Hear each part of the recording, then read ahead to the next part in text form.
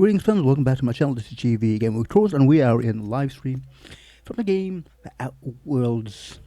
This is, as you know, my first gameplay. I've never played this game before and trying to get the best ending. We're gonna continue from where we last stopped, and as you know, we can get I think 3 to 4 endings, and if we side with the professor or the guy who saved us throughout the game, we'll get the best ending. So we're gonna play it for about 4 hours, and as always, like, share, leave a comment, watch the full video, and let me know if you play this game, how you went on doing these side quests, and how your alliances become throughout your gameplay. I'll definitely try my little best to piss off the boards and keep the rest of my alliance in check. So let's see how that goes. What's on your mind? Yeah, sure thing. Ask away. Clyde was my first friend, but he was also my mentor. Taught me how to think, how to question, how to disobey. I figured the board got him in the end. Some guys with black uniforms snatching him off the street in the middle of the night or something. Yeah, I was just a lonely orphan kid getting my knuckles dirty. Clyde? I want to say he saw some potential in me. Like as not, he just took pity on me. So he took me in, gave me a place to live, gave me something to believe in. That's what I don't know. The message was light on details. No explanations, as usual. Clyde. He was a blustery old cuss. Carried on about violent revolution and seizing the means of production.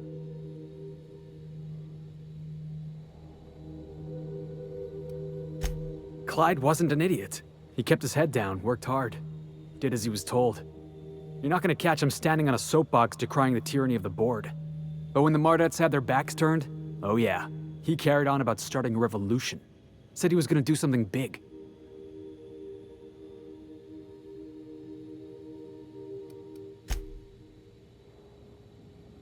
Yeah, boss?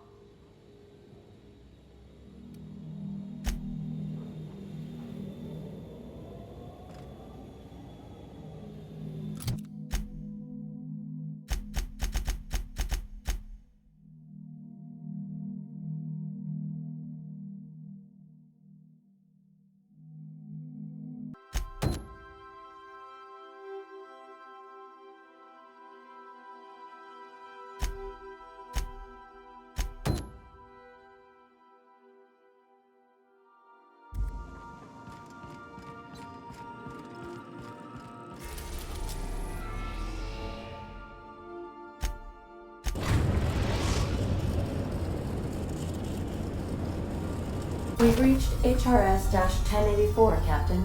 It's emitting a very weak docking signal. I almost mislabeled it as normal etheric static.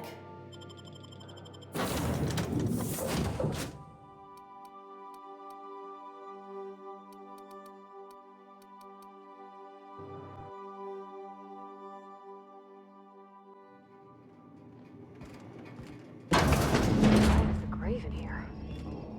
We should get the power generator going again. Might cheer up the place.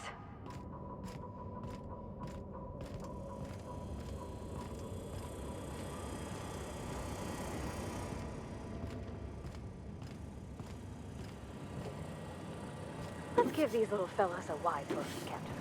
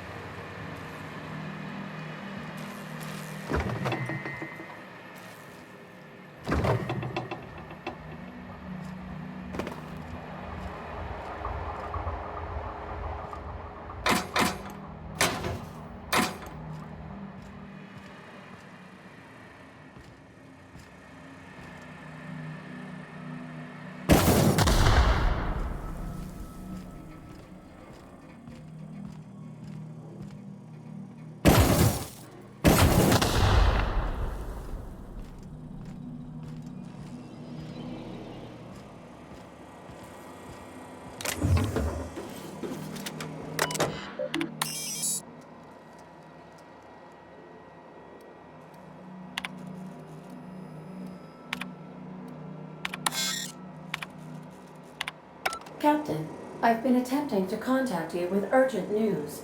However, communicational functionality was impaired due to the power outage.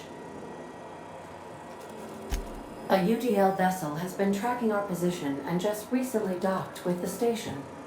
They are patching into the station's transmission lines now. I cannot stop. I've been waiting for this day since we tagged your ship in Cascadia, Captain. So glad we finally have this opportunity. My ship is docked with 1084. There's no escape. I think not. The refueling system at Cascadia's landing pad logged your ship ID. You've been poking your nose into restricted locations. This makes my superiors unhappy. I could peel your ship open like a can of forest. But I'm in a sporting mood.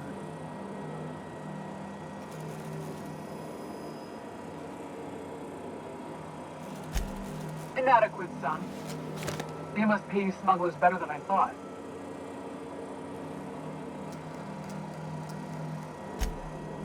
Really? Call me intrigued. Let's act as if we never saw each other. Try and keep it that way, Captain. The UDL gunship is undocking from the station. They appear to be departing into space. My dad used to say words have power. You proved him true.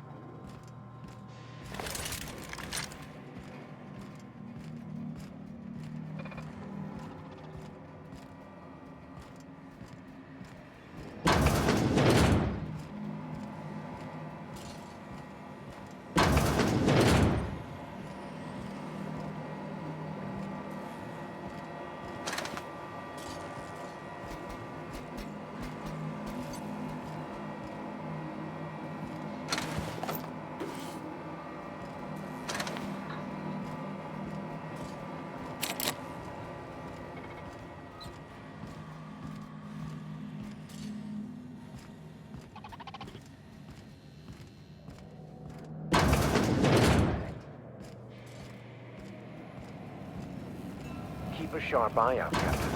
One wrong step could incapacitate or kill.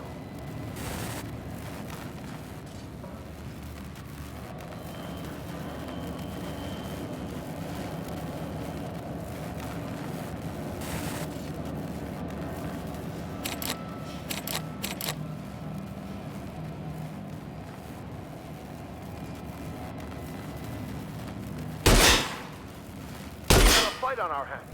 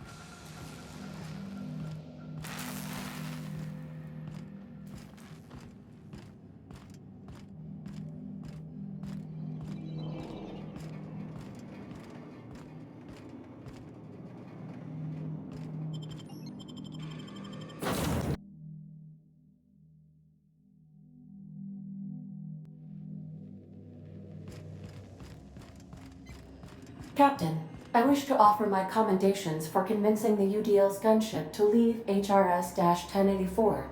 I did not favor the idea of being stripped and sold for parts.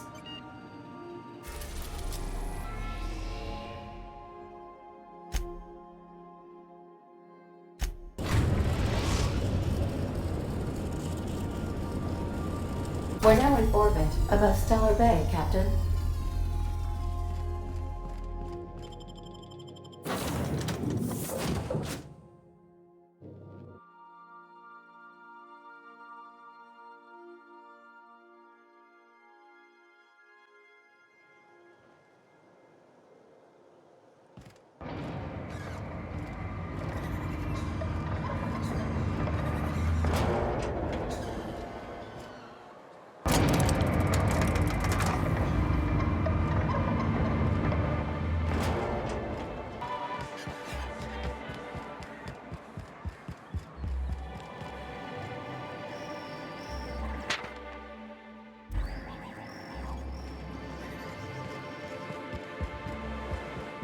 You ever think about what goes on in a marauder's head? No, they're crazy. But they still manage to feed themselves. Aha! The helpful stranger I've heard so much about. Here to do business, hmm? Clear my schedule. This newcomer has a meeting with me. Did you hear that power play, Celia? They don't make them like this anymore in Halcyon. I only hope you don't judge me by my handshake. Now, what business brings you here? What a charming notion. One doesn't meet many free spirits in Halcyon. Not outside Tartarus prison, anyway. Forgive me, I'd be positively enraptured. Only I take it this means you aren't here for Saltuna.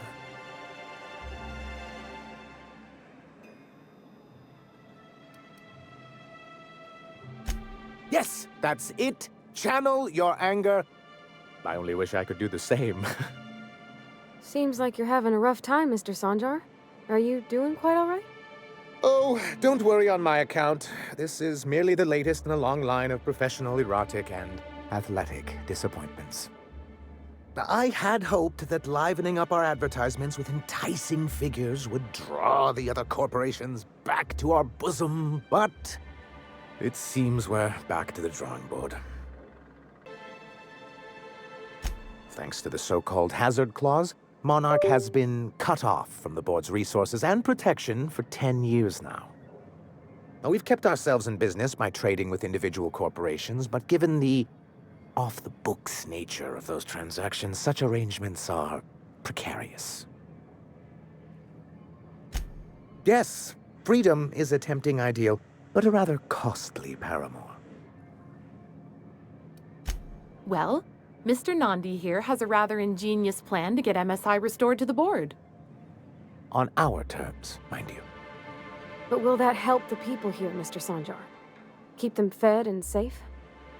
That's precisely what I'm trying to do.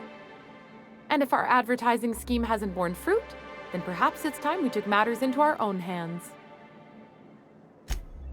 It's true, our Celia is an alarmingly competent middle manager. At any other company, she'd be wasted in data entry.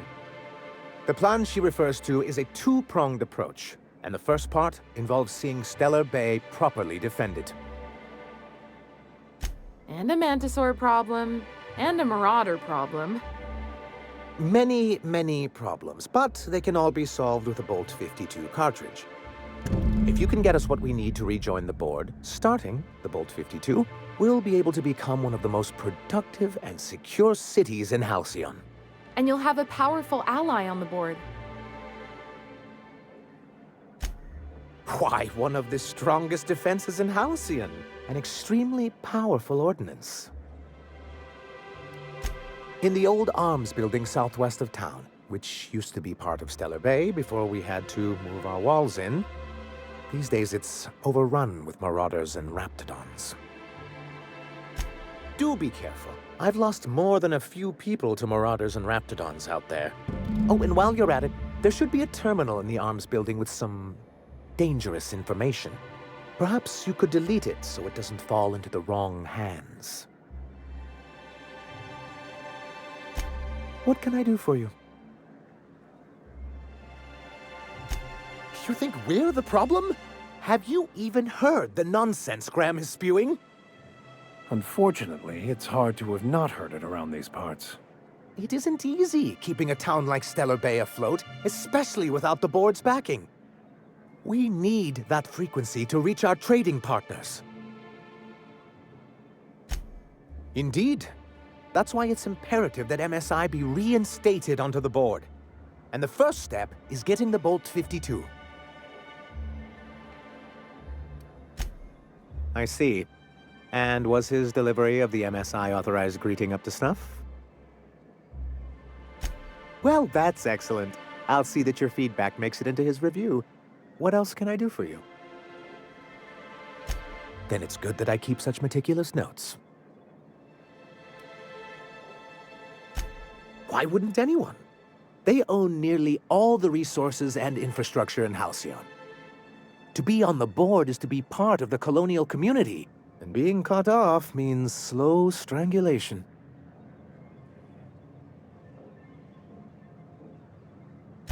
Indeed, we've got to consider realities, not ideals. If membership on the board can ease our hardships and provide us with opportunities, then that's the path I mean to pursue. Besides, I'm hopeful that additional leverage on our part will allow us a more equitable relationship. Don't get ahead of yourself, sir. Yes. It'll be easier to explain once we have the Bolt 52. My hope is to maintain the reforms we've managed here, and who knows? Perhaps once we're restored, we could spread them to other corporations. I've asked myself the same thing many times, especially seeing as the legal mechanisms we employed were part of the board's own bylaws. Not intentionally, though that's technically true. For many years, this planet was home to as many corporations as Terra 2, but back then it was known as Terra 1. Really? I always thought they were refreshingly straightforward names. After all, the whole point of terraforming was to make them Earth-like. Here, though, the results were mixed. And as the other corporations began to tally their losses, they decided to pull out. Our leadership at the time certainly wanted to. And how did that work out? Most regard Monarch as a lost cause, but there were others of us who saw an opportunity. The chance to improve working hours and conditions, to reform MSI from the ground up. Ah, so you've heard about our prior acquaintance.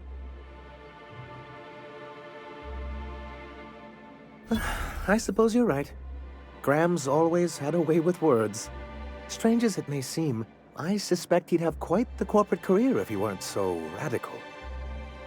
Graham seemed like a reasonable man years ago. We both agreed that MSI's treatment of its workers was untenable.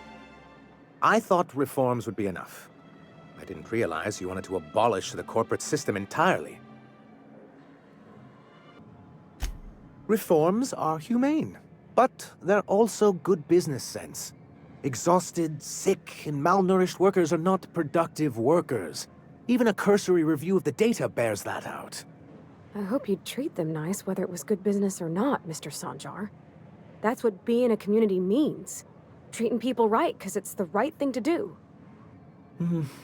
A noble thought, Miss Holcomb. Unfortunately, noble thoughts rarely sway board policy.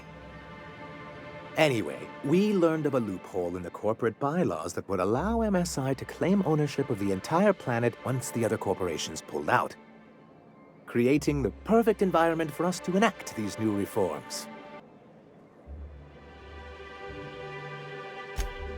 No, they laughed in our faces and insisted we'd be relocating to Terra 2 along with everyone else.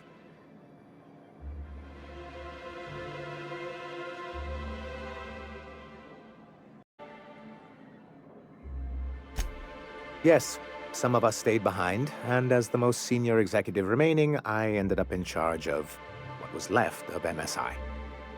I moved forward with our planned reforms as well as our strategy to assume ownership of the planet. Yet not long after I renamed it Monarch, the other corporations dislodged us from the board and began an official campaign to paint us as lawless savages. I don't think I realized how far they'd stoop. Everything we did was legal and above board. We followed their rules, and yet they still found reasons to declare us outlaws. I do think there's something useful in a governing body like the board. Something that keeps us from anarchy, but I dearly wish it functioned differently. It's a legal provision that gives the board the authority to cordon off any planet or location that it deems dangerous. But wait, what happens to the folks stuck on the wrong side of dangerous? I'm afraid the welfare of a few hundred people is too minor a figure into the board's risk assessments. Yes, making all of MSI criminals in the board's eyes. Rather hard to run a business that way. Well, technically he may have suggested it, but he certainly wasn't doing the paperwork himself. Technically he does. What exactly are you accusing me of? Now, there's no need to use that sultry tone with me. Hiram understands the way things are. After all, he has his own contacts on the board. Until we're back on the board, I need to run those advertisements. If there's no business on Monarch, then we all starve. Hiram included. Besides, Graham's the one you should really be concerned about. His propaganda does nothing but crowd the frequency. What can I do?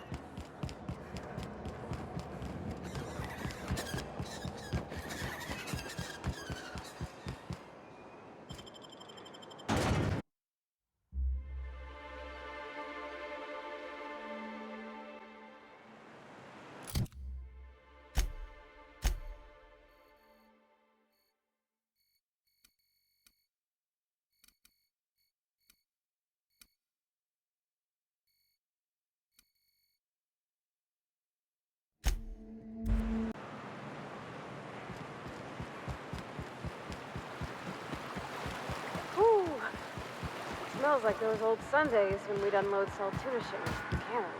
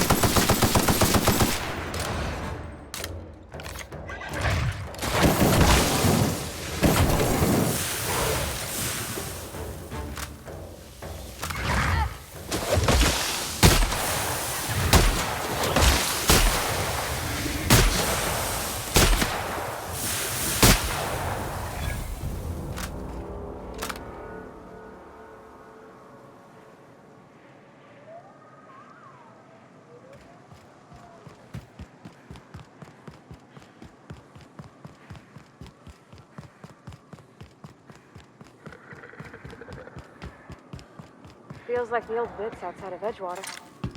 Used up, unneeded, left to settle into ruin. I believe this place has seen better days.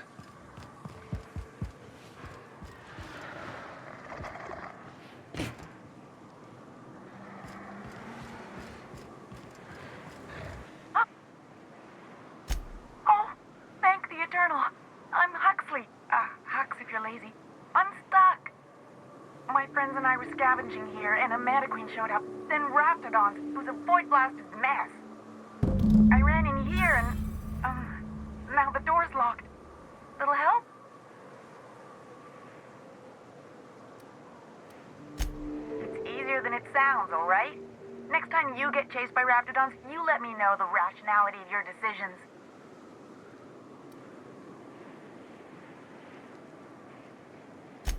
Phew. Thanks, lady. My buddy had a key, but I ain't heard him in a while. He locked me in here and took off. Probably got munched. So look for a dead guy, I guess. Or a rat. Maybe it's in a rat belly. Gross.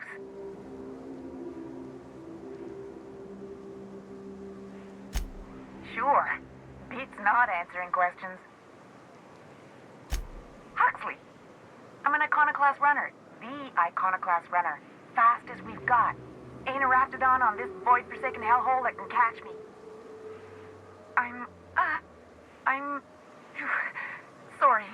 Put me in a tiny room like this and I'm liable to flip. Not keen on tight spaces, you know? Oh, that'd be my people. Graham and Zora and Milton and... I really miss them. You gonna let me out of here? I want to get back to Amber Heights. My buddy locked me in here. I told you that. It was for my safekeeping, on account of Raptidons wanting to munch on my head. But, I mean, okay, yes, fine. I get myself into sticky situations. It's just part of the life, all right?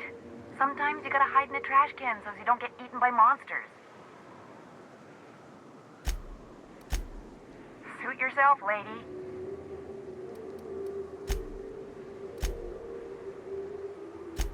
Probably. I don't know. When I try to read things, my mind gets to wandering about all the things I could be doing instead. Get me out of here! What do you mean? It's locked. Wait, upward? Oh, my eternal soul, it worked! Ah, phew. Thank you so much. It was getting all stuffy in there, and I was getting a mite lightheaded, and I think maybe I was gonna die. Now I'm out here, and I'm headed back to Amber Heights. Oh, sure, I'm a runner. I'm used to getting all dizzy, and hey, who's your identical, slightly blurry friend? What? I ain't got nothing on me. How's about a heaping helping of appreciation and respect?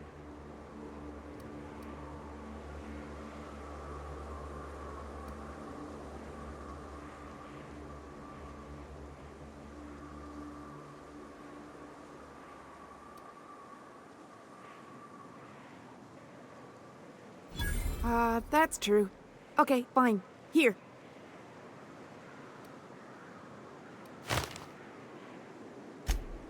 Thanks a lot, lady.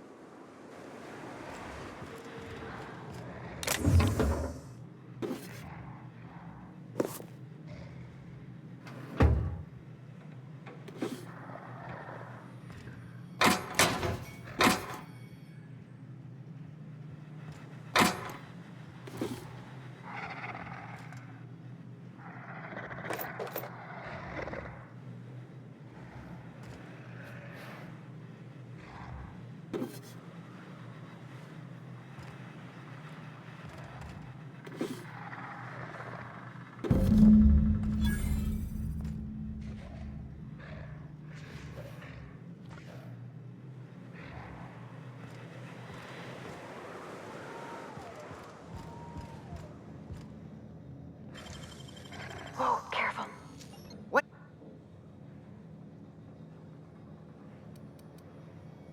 I don't want Done this quick! to.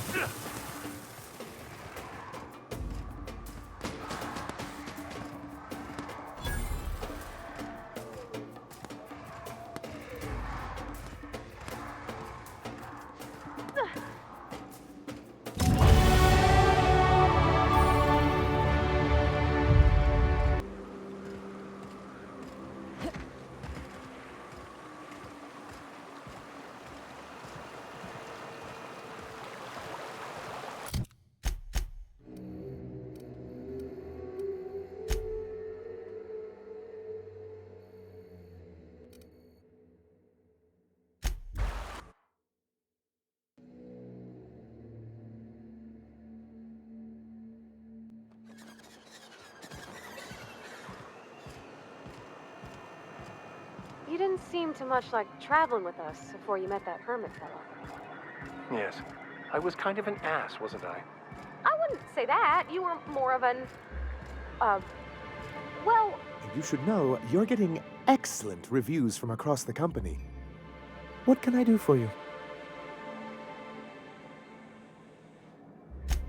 You weren't supposed to look. I asked you to delete it.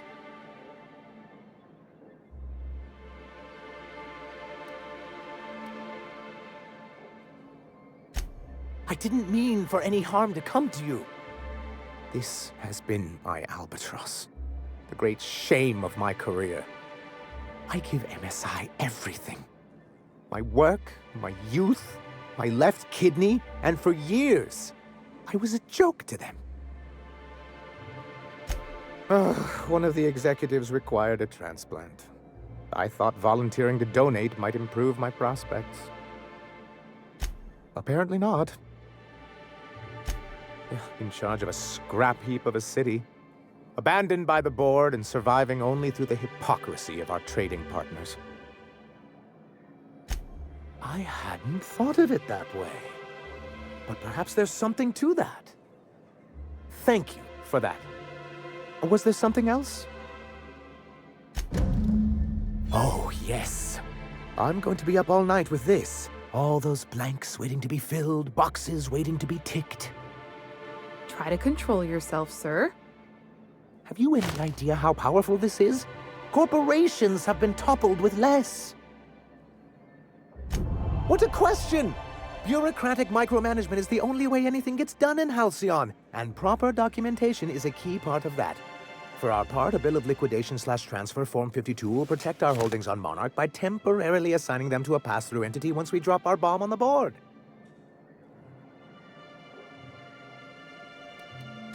See, that doesn't even make sense. This is an electronic form. We don't need paperweights. Hardly the point, sir.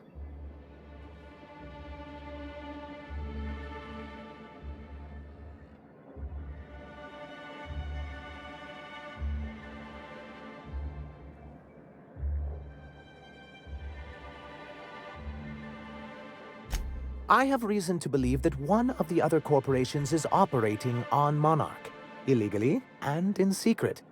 Mr. Nandi may be correct. If the masses learn that the board disregards their own ordinances, it'd give rise to dissent.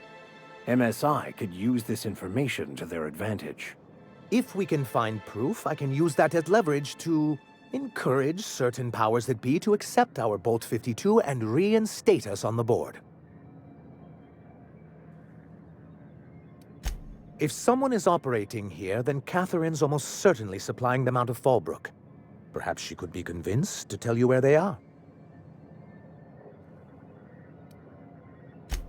That's part of the problem. She has certain ambitions for Stellar Bay, and I fear my asking her would give her the leverage she's been looking for. Don't get yourself worked up, sir. It's perfectly natural to have a healthy fear of her. She's not fun scary like you, just scary. But that's why you'll be equipped to handle her. Oh, I imagine you do. But as much as I love your can-do attitude and dangerous gravitas, Catherine handles all of our shipments. So it would be best if you could leave her in one piece. Is that how you people put it? Once you, subtly work out where this corporate facility might be, bring back proof of its operation. Maybe some nice letterhead. Or someone working there. That would do it. A foolproof plan if I ever heard one. I'll leave the execution to you.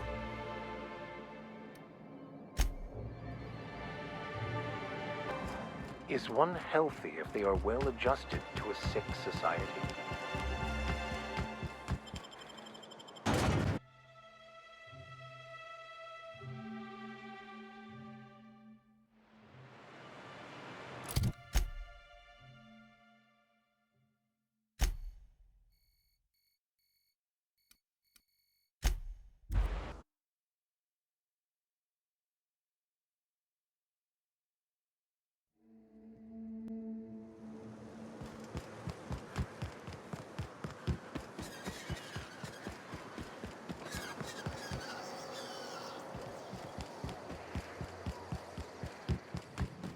Hey, Cass. Knock, knock. I don't think I like Miss Catherine. Not just on account of the switch.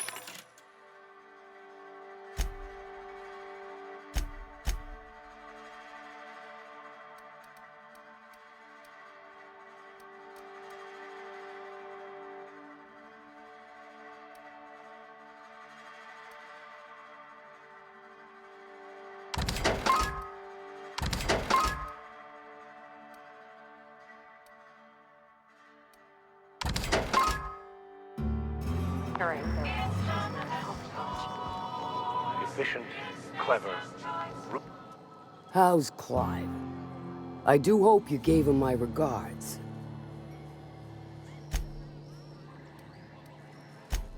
Might be I know something about it. Might be someone hired my crew to blind drop supplies on the northern bridge. Might be they sure as shit weren't pirates. Now that I consider it, I ain't heard from my delivery team in far too long. Find them for me, and I'll pay you handsomely. And I'll thank you kindly for it. I take it you don't have a reservation. The VIP...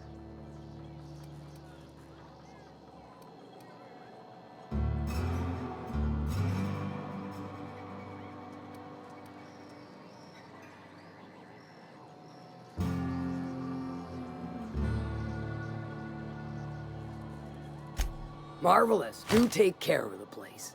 Maid service won't clean it.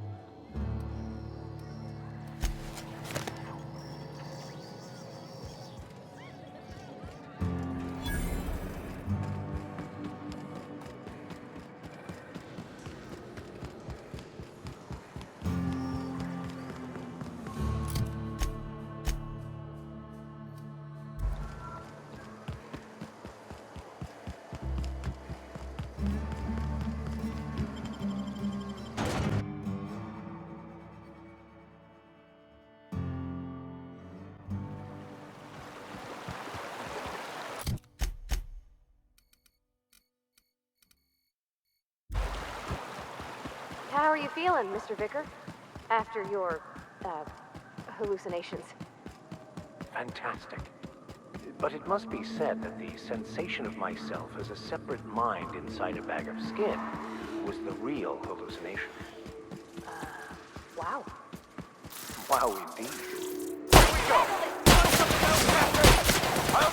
I've had quite enough of you!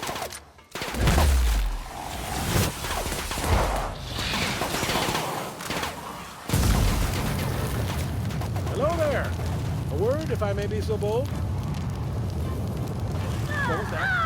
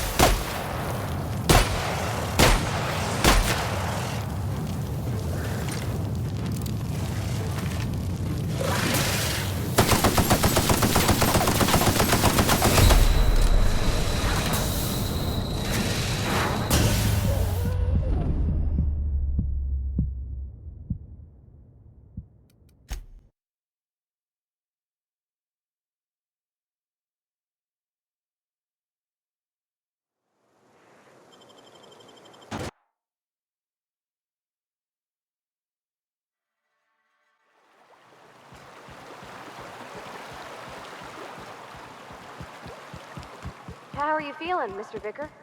After your, hallucinations? Fantastic. But it must be said that the sensation of myself as a separate mind inside a bag of skin was the real hallucination. Wow. What? I see you there!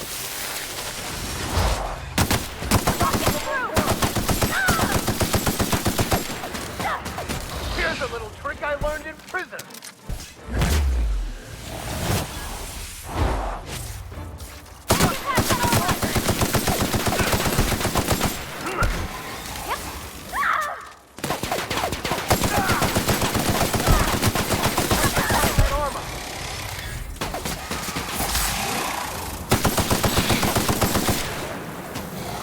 I'll take care of that. Everyone all right?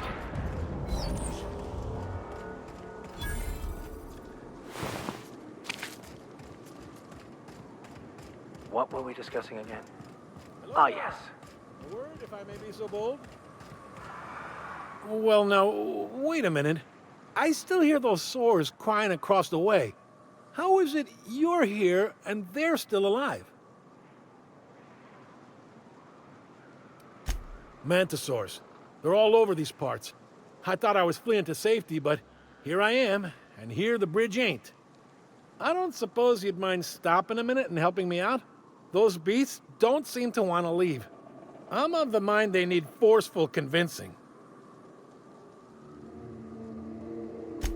Ah, well, if I'm able to make it back to Amber Heights to resupply, I could sell you a thing or two at a discount. You find yourself wandering the wilderness, low on ammunition and the like? Well, might be you'd find that useful.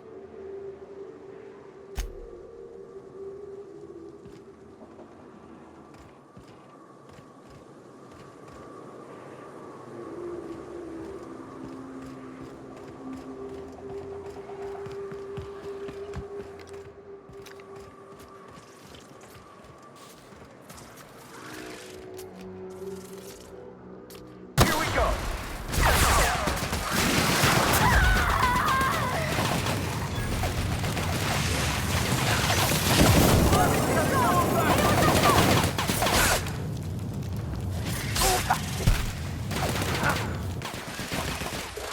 Attack! Here goes nothing! Your life was merely an illusion anyway.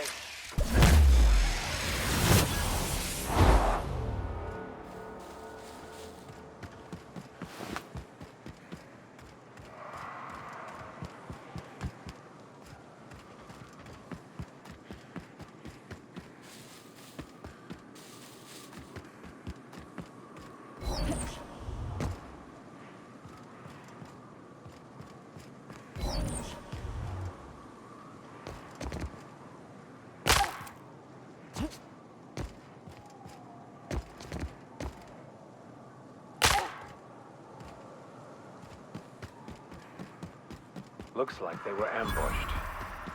We ought to see if anybody is still alive. They might be too weak to call for help.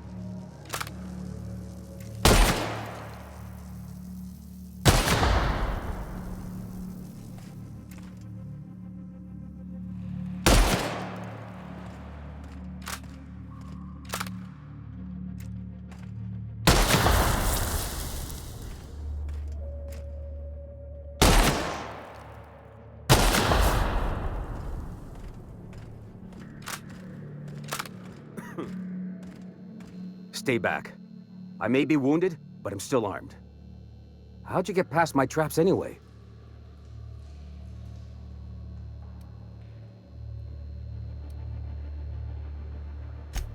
Just remember, I still got bullets, in case you get any funny ideas. What are you doing out here anyway? Cave like this makes a handy place to store goods or hide out for a spell. And the traps usually keep gawkers out.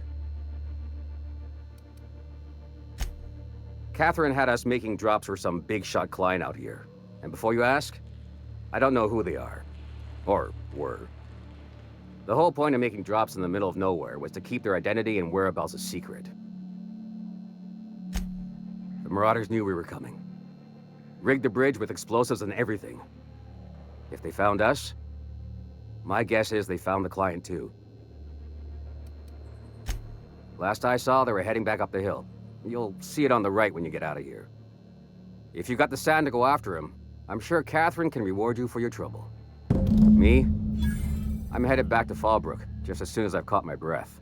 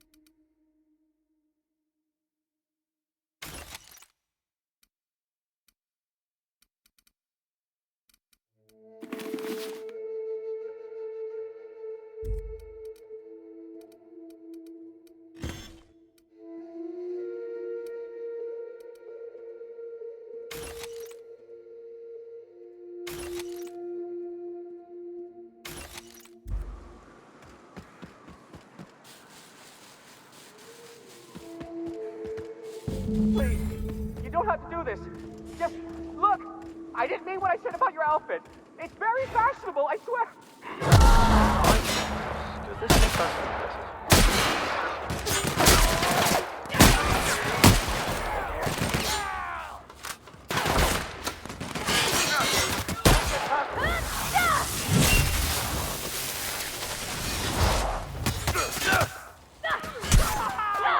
I've had quite enough of you!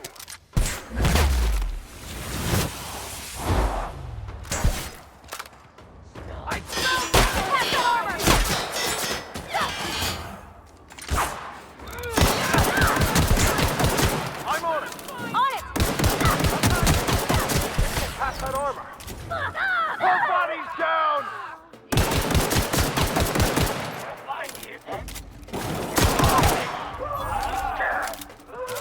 You hiding?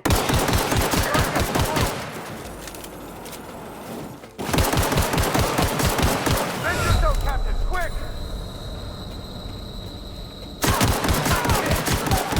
Captain, the hunter hurt!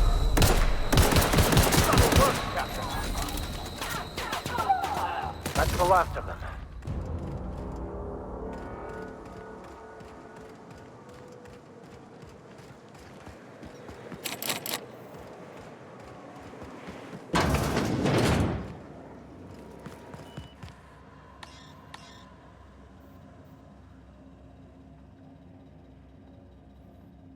Not a peep from me.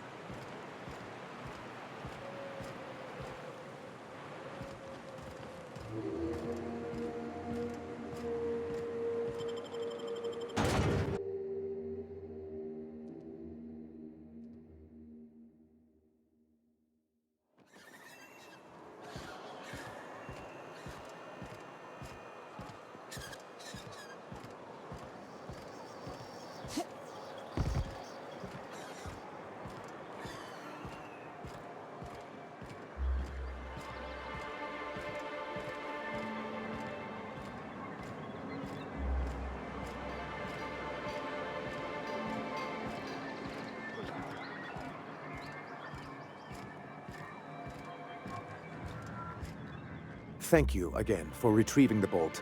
It's every bit as complex as I'd heard, but I'm up to the challenge. Anyway, what can I do for you? Excellent timing on your part. I worked my fingers to nubs, but I've finally completed the Bolt 52 form. I dare say it will be my second greatest achievement after the reformations. You're getting ahead of yourself again. So I am. Do you have this cartridge?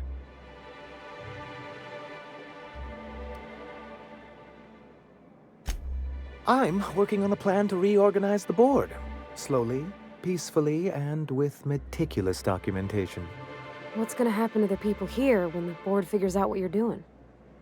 Well, by that point, my hope is that we'll be on the board once more. Maybe I'm worrying too much, but it seems the folks here get plans made for them an awful lot. When do they get to start making plans for themselves? Once MSI is restored, the people of Monarch will be able to make more choices. We'll have all the brands and resources of the board here. But truly, I am getting ahead of myself. First, I need to submit the Bolt 52. With that data you're holding, of course.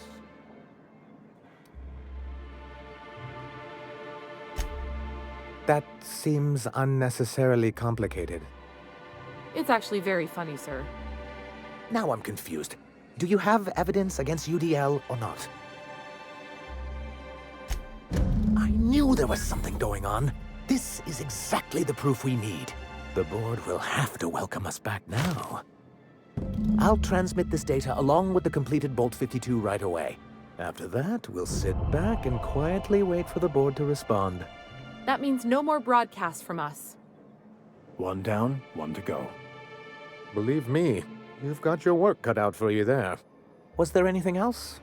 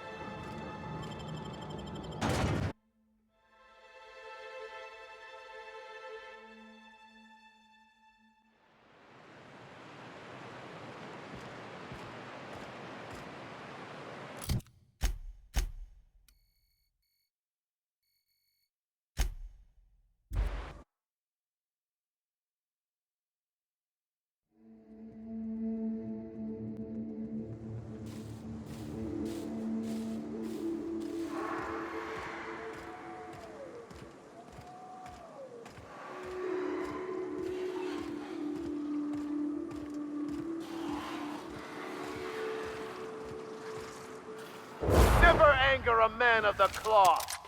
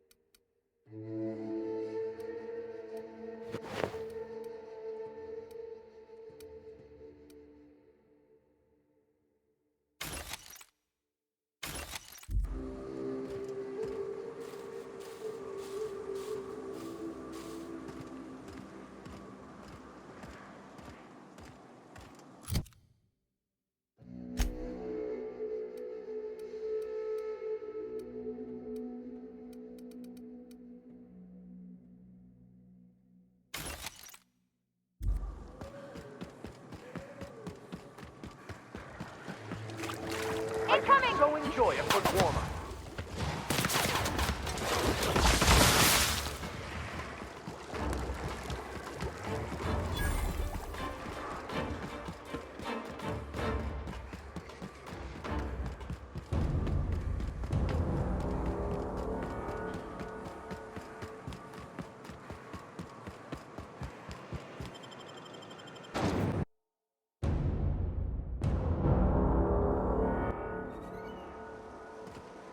Well, hello, and welcome to the home of the iconoclasts.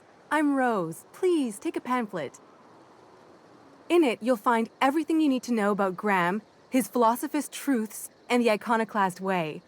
He wrote it himself, you know. Oh no, I'm so sorry. I keep forgetting we're out of pamphlets. Gosh, blast it. Why, we're the only free people in Halcyon.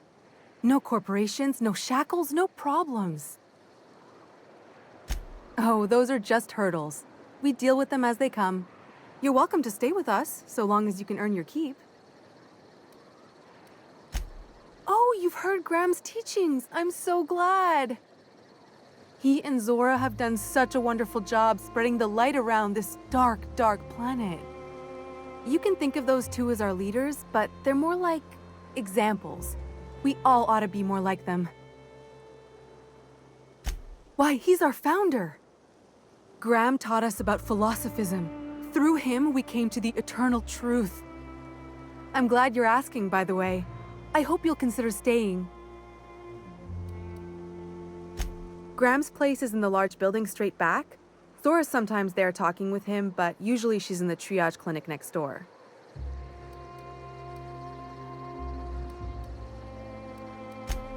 Oh, Graham settled here a long time ago. Shoot, I wish I had a pamphlet to give you. It's all in there. I wasn't around back then, but they say a lot of the old MSI corporate folks died here. He calls it a spiritual metaphor, something about rising from the ashes.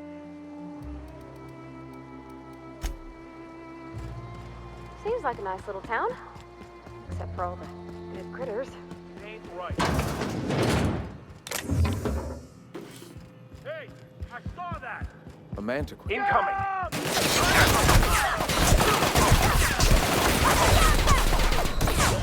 Get up!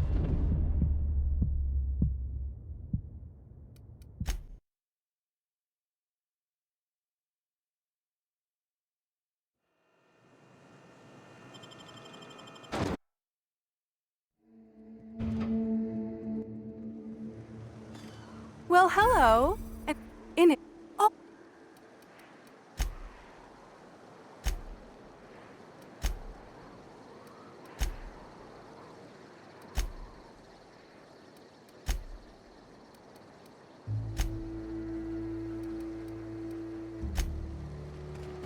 Seems like a nice little town. Except for all the dead critters. Ain't right. A mantiqueen.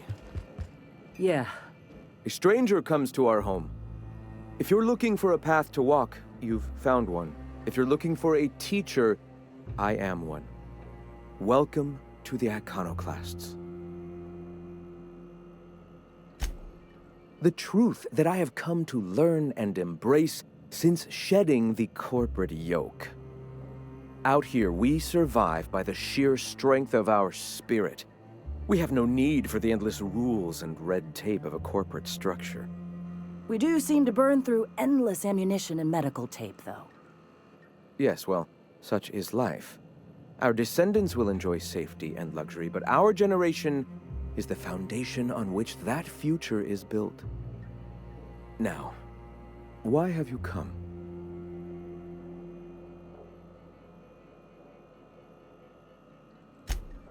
Stop. No. Spreading the truth is the only way to combat the board's poisonous campaign of propaganda against their people.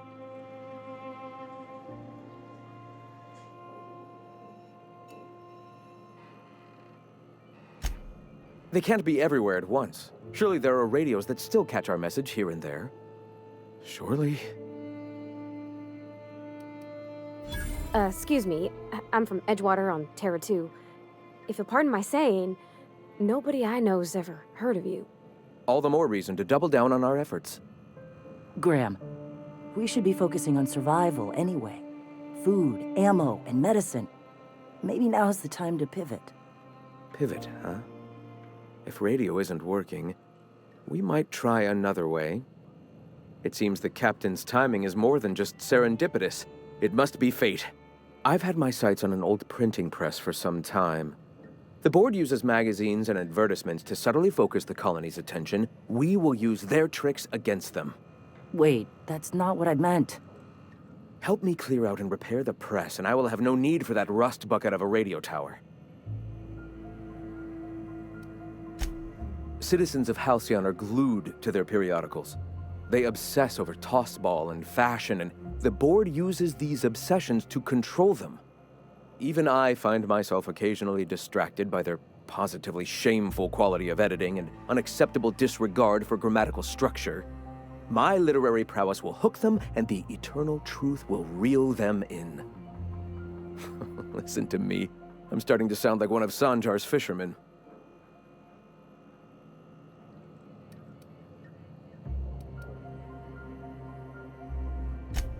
Wonderful. I requisitioned replacement rollers for it some time ago. Huxley should have delivered them yesterday. Speaking of which, where is Huxley? You bought rollers? You haven't even cleared the wraps out yet. What are you doing wasting bits on... Wait, where is Huxley? It seems we're out a runner. If you intend to help our cause, I'll ask you to meet our MSI supplier in her stead. She meets us in the ruins of Bayside Terrace. From our compound, follow the road north.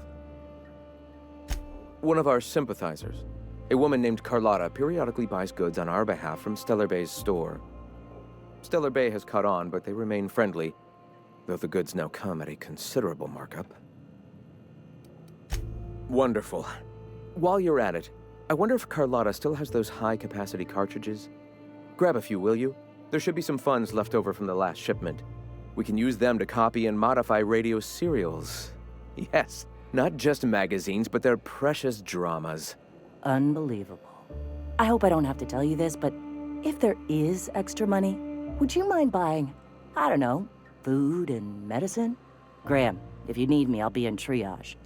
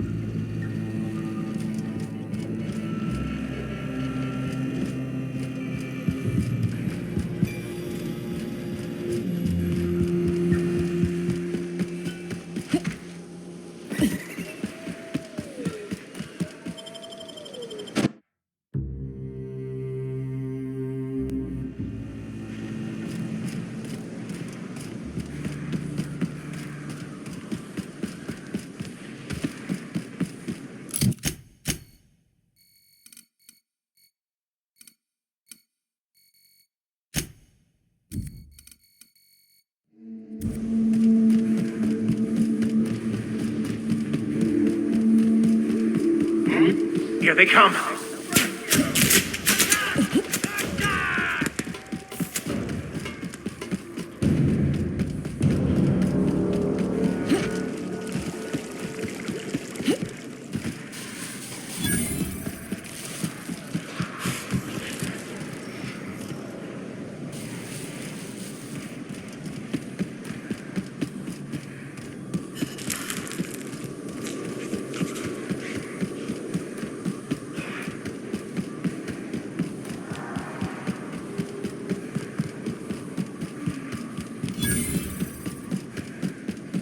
Excuse me, but this area's off limits. We got a leaky generator. It ain't safe.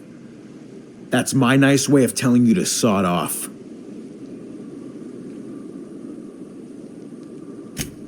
We're fixing a leaky generator. What's it to you?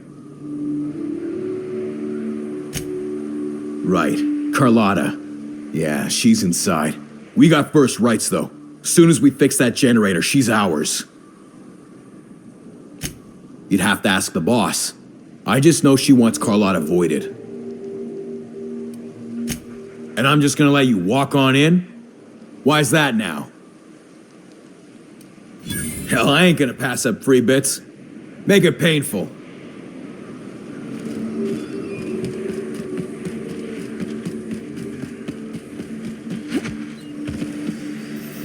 It's too quiet. What are you up to out there? Hello? You can't be serious.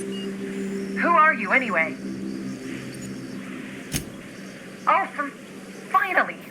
Tell Graham that this is the last run I'm doing. Sanjar's declared a stop sale to you lot, but even if he hadn't, I'm not risking my neck anymore.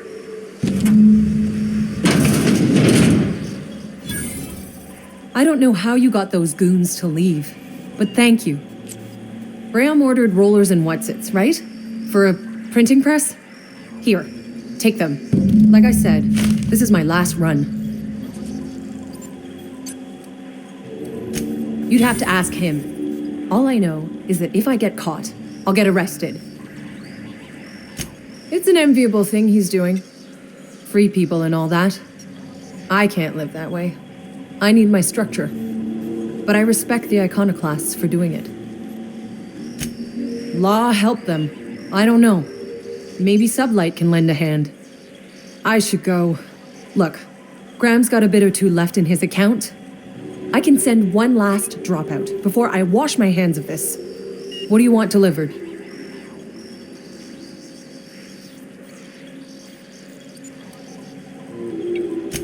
I always took that woman for the sensible type. Good on her. I'll send some along. Give them all my regards. And good luck out there. Don't go getting eaten.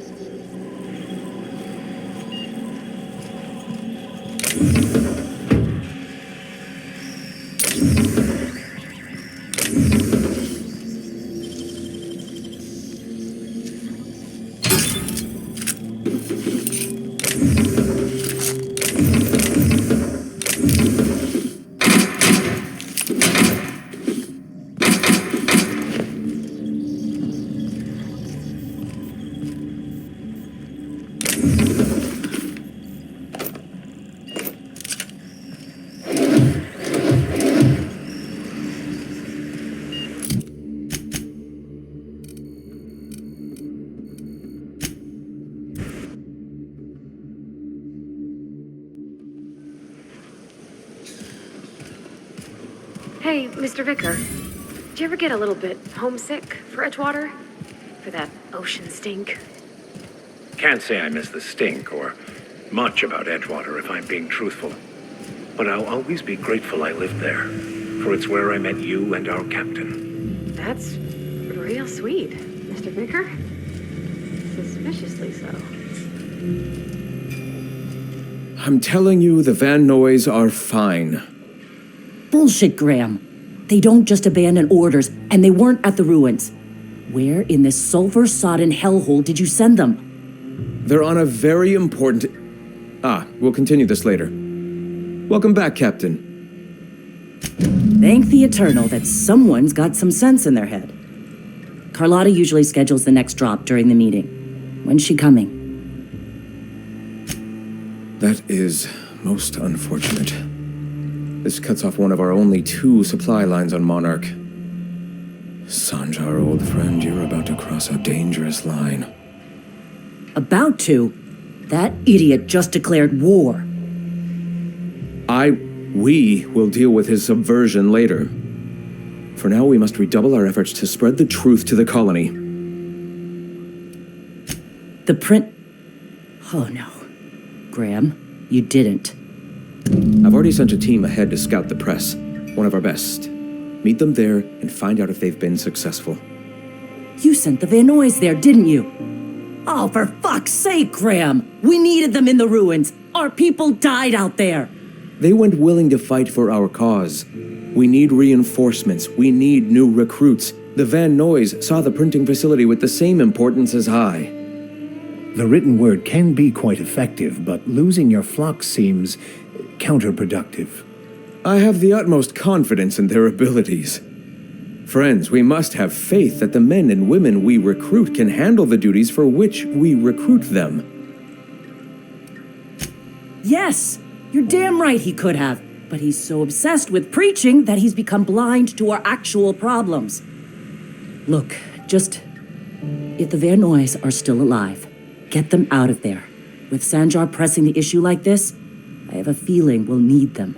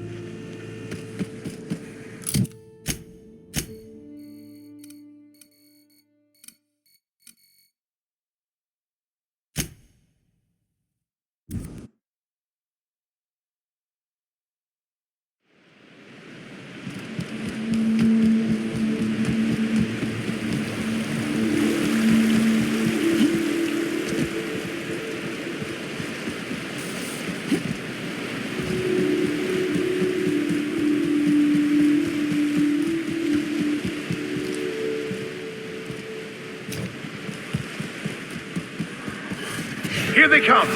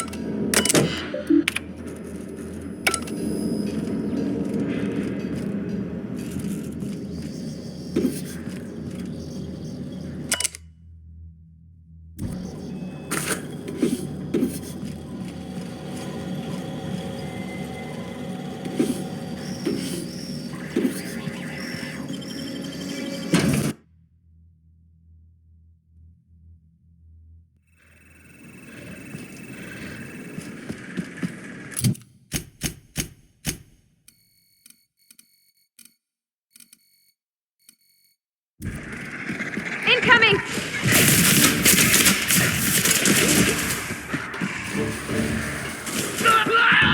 It burns!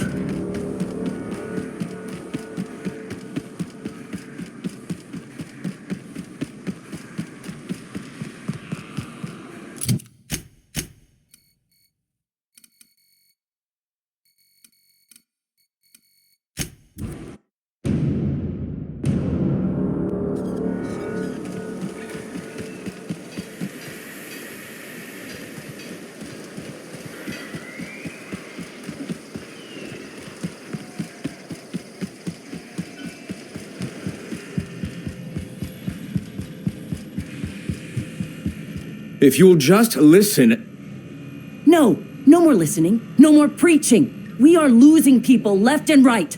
We need to act. Enough, Zora. I'm not putting the torch to innocent people. Do you want to bring the board's cruisers and gunships down on us? Captain, apologies, but our situation grows dire. Our people talk of foolish endeavors. What news do you bring?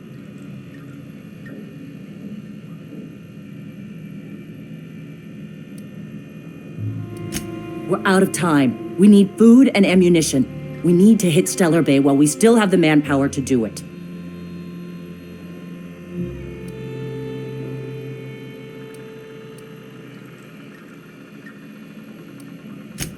Yes, I know it's drastic, but it's clear that Sanjar will never cooperate. And if it's him or us, I choose us. Doubtful, but we don't need much, and Sanjar isn't going to share. It is. We are desperate. We're starving. My people are dying left and right. Excellent. Did you find the Vanois?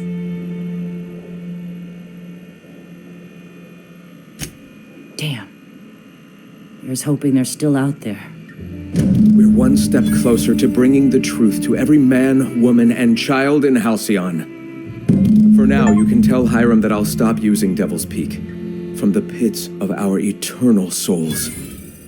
Thank you, Captain. I have much to do, articles to write, sermons to ponder. We live in such an exciting time. Let's talk later. Sermons? For the love of... I'm going to see to the wounded.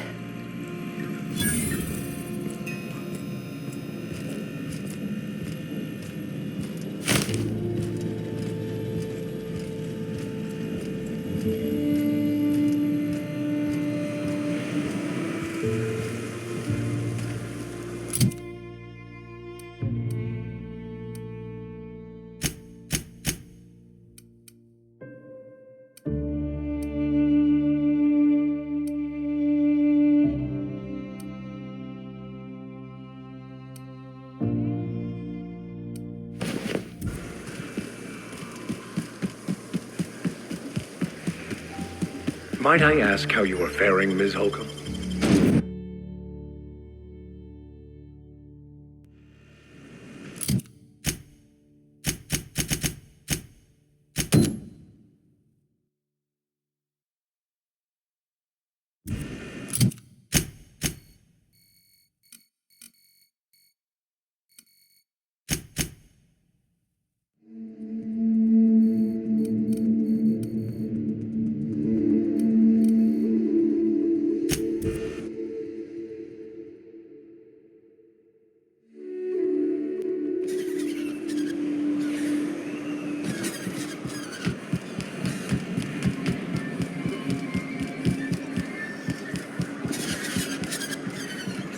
What are the chances of all the times and places we could have been born?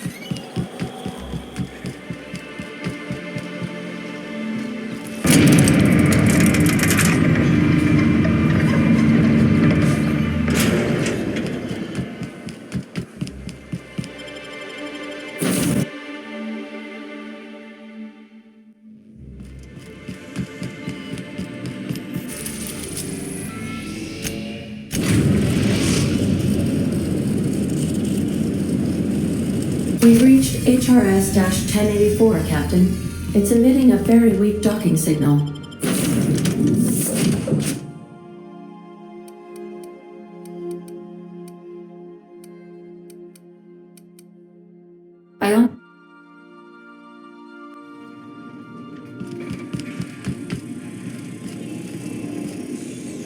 Unexpected noise identified. Searching for another... Here they come!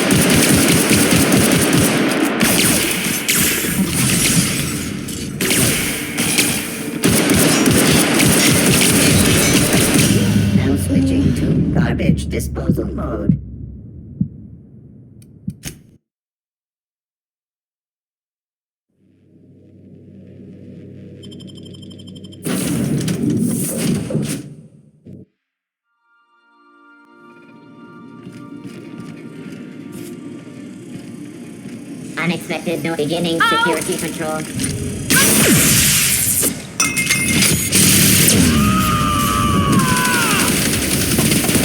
To shreds?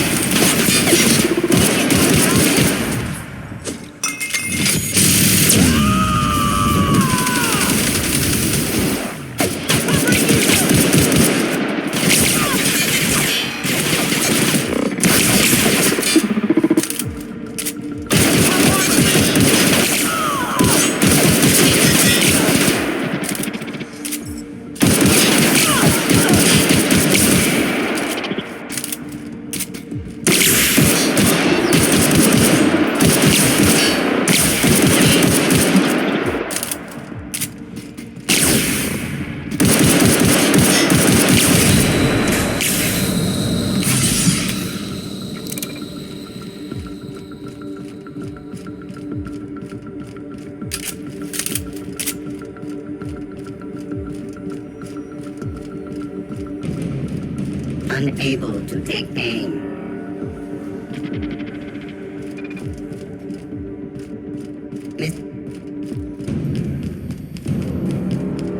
Unexpected. Watch out!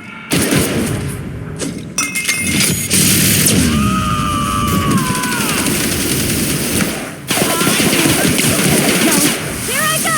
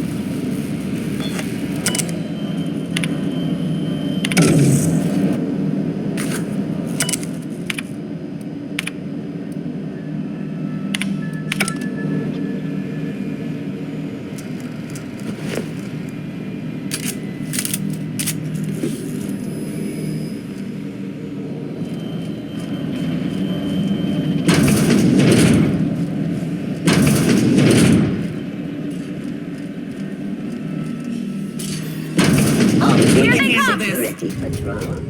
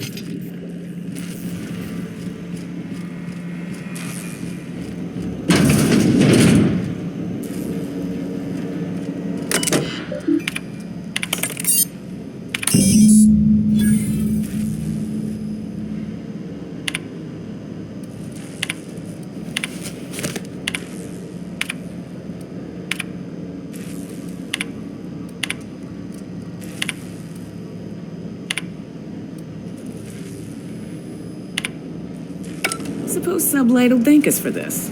I hope that thanks comes in the form of cash. Chartrand is that scientist, right? From Cascadia?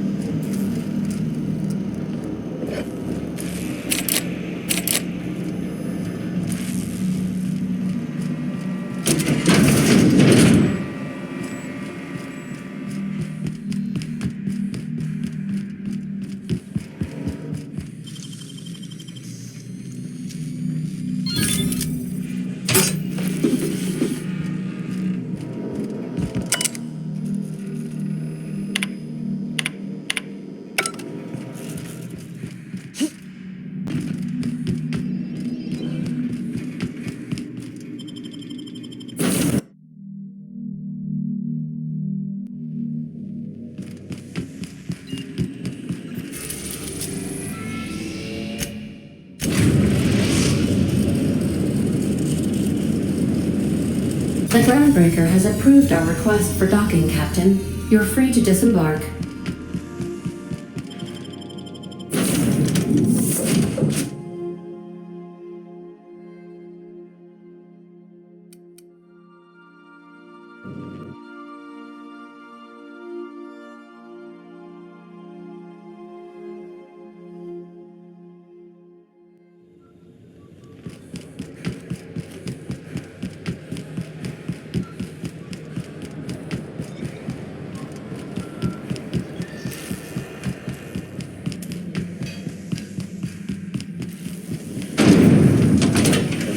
Lemon slap. Slap your whole family tonight.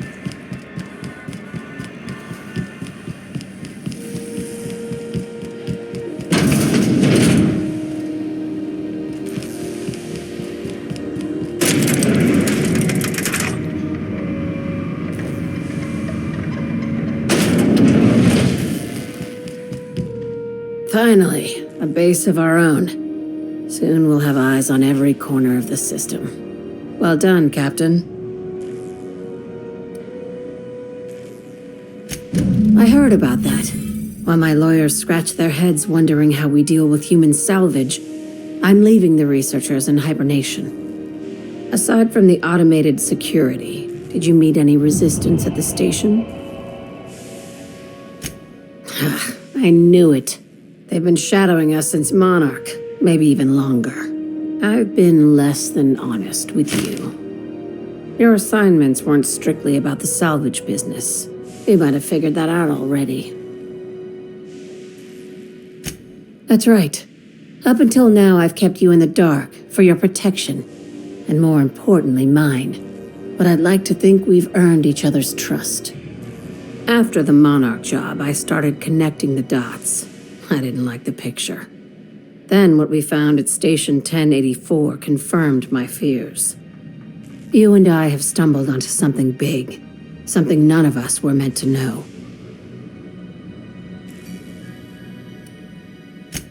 I'm thinking more along the lines of the sapient species paradox. Ask yourself why a skeleton crew was studying that Alta Vitae gas in secret. Ask yourself why stockpiles were hidden on a planet full of monsters. Wrong. I think it's about intelligent life discovering us.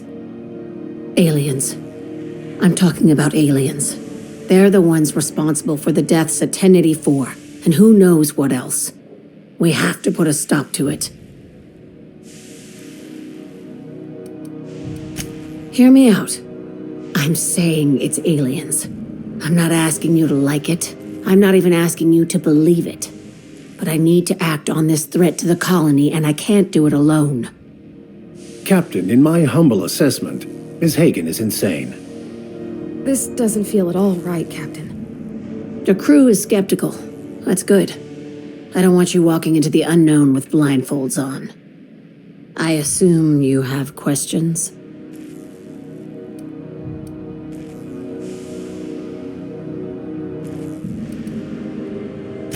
If we're gonna see this through, I'll need your trust and commitment. Now's the time for setting doubts aside. Conspiracy. One carried out with the help of human collaborators, assuming they haven't all been replaced. This is an invasion of our very cells.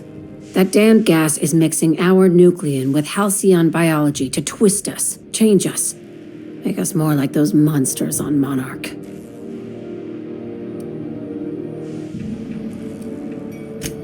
No kidding. That's how they want it. When I lined up the evidence in my spreadsheet, there was only one possible conclusion looking back at me. This is my data talking, not my anxiety or lack of sleep.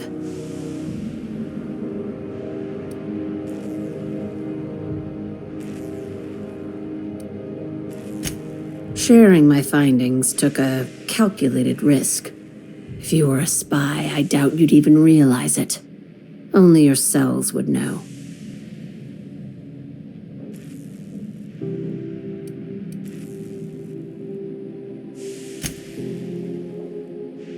Dr. Chartrand is the crooked psychopath behind the gas experiments. She sold out her species, and I need you to put a bullet through her skull.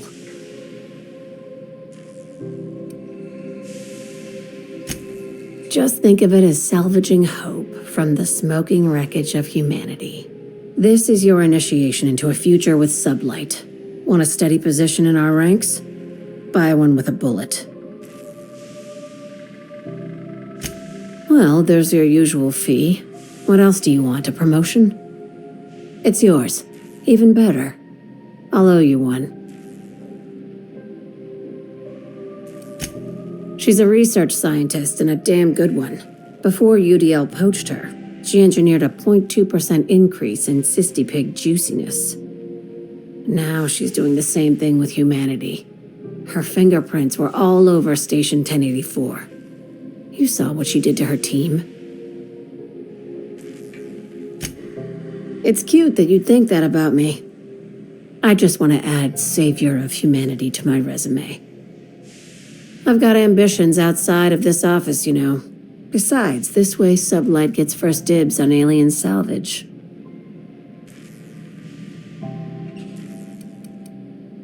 Do you usually come across innocent people trapped in suspension tanks? Because some of us would call that excessive. Remember, the tanks were just the shit she left behind. Just imagine the experiments she carted off to her next lab. We're far beyond theories. Chartrand's logs, the gas, the suspension tanks, how much proof do you need? Wake up, Captain. An invasion needs collaborators working from the shadows. She has access to the board, unlimited funds, and a colony full of sheep. This key card will get you through the front door of her Byzantium estate. Don't ask how I got it. You might not like the answer. By now, the other side knows what you're doing. Don't trust anything Chartrand says. She's compromised down to the bone. Maybe even deeper than that.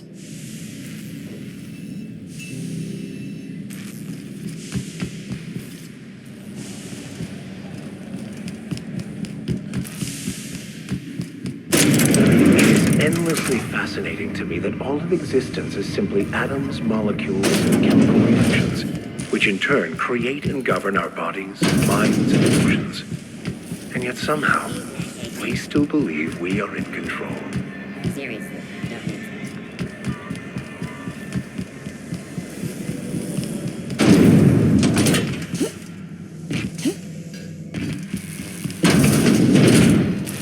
Yeah, but isn't the savior of Groundbreaker?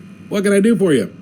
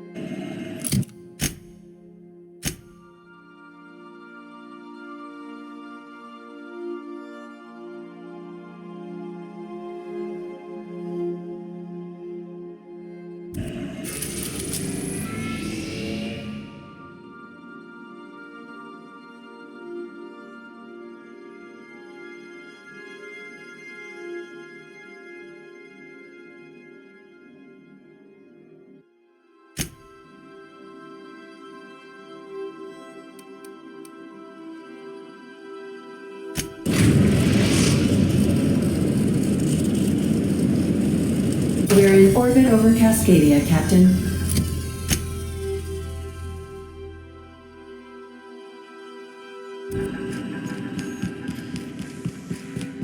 Good luck, Captain.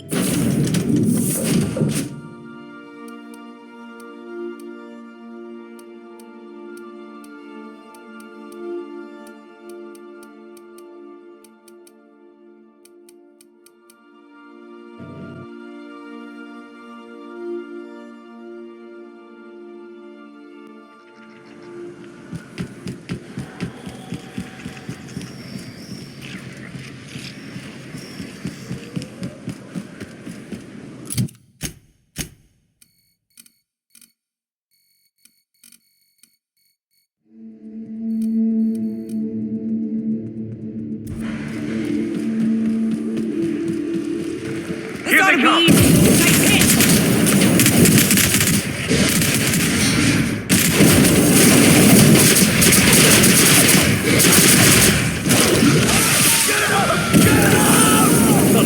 ought to be easy. Nice hit. Captain. Everyone all right?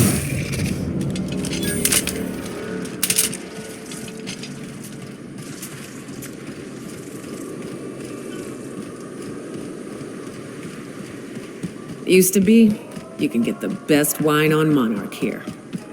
Never had much of a sweet tooth myself.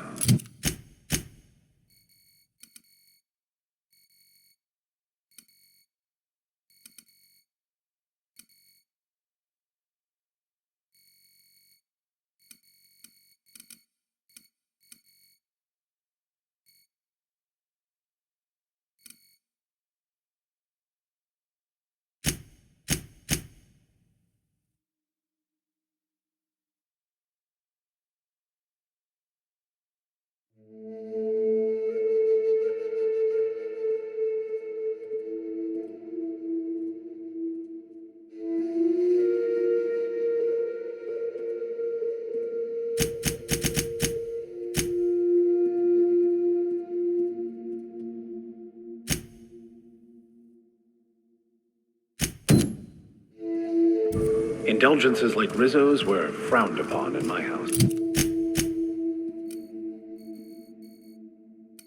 Old.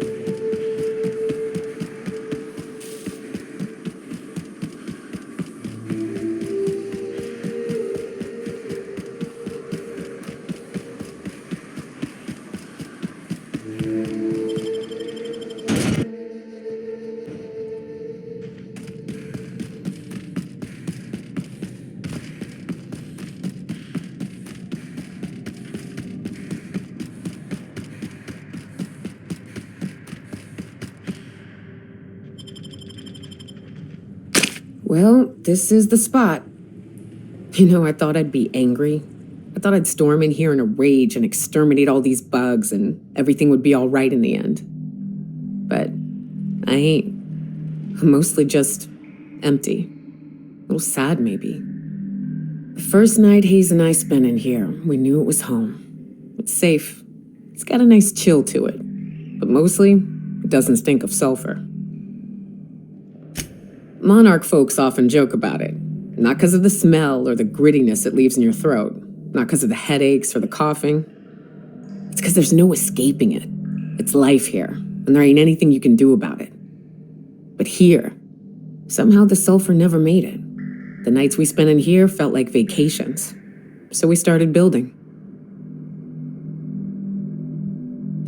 We hauled in steel, hired sublight folk to help.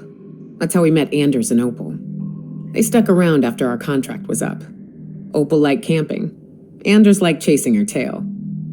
4 of us for a while, scraping together what bits we could to build our home.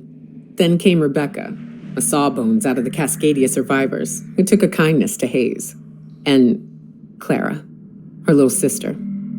I'll admit I wasn't keen on taking her on at first, but for a teenager, she was surprisingly capable. Believe me, I had my complaints. She had a head for numbers, helped us trade hides for food and materials, negotiated contracts. Turned out to be mighty useful. Clara, Hayes, Anders, Rebecca, Opal, and me. 6 folks, 1 name, 1 family, Charon. Despite Monarch trying to kill us day in and day out, we managed to belong. Here they come!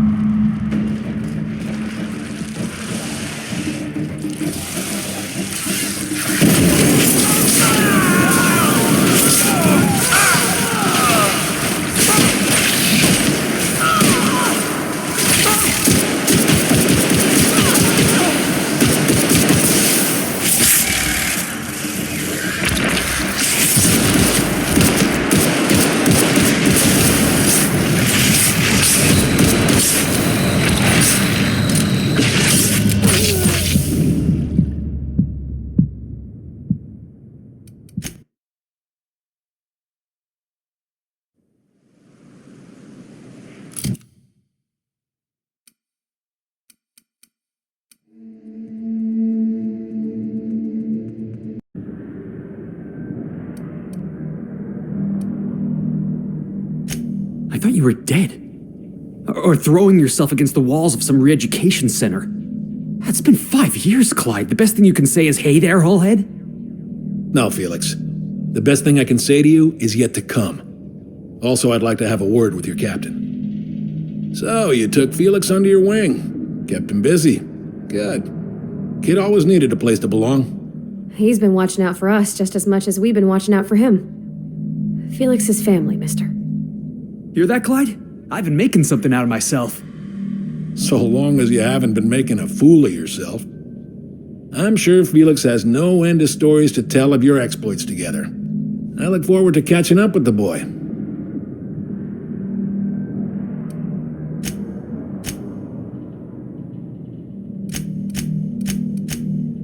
I'm I'm working on something. Something big. Something the likes of which Halcyon has never seen. And I want Felix to be a part of my initiative. I'm fulfilling a promise I made to the boy, that one day he and I would change the colony together. That day has finally arrived. Easy there, Clyde. No one said nothing about throwing in with you. In case you didn't notice, I'm pretty happy where I am. I'm not asking you to walk away from your captain, Felix, but neither should you allow yourself to be controlled by fear. Change is not to be feared. I brought you here because I want to know where Felix's loyalties lie. When the day of our revolution comes, I want to know that I can rely on him.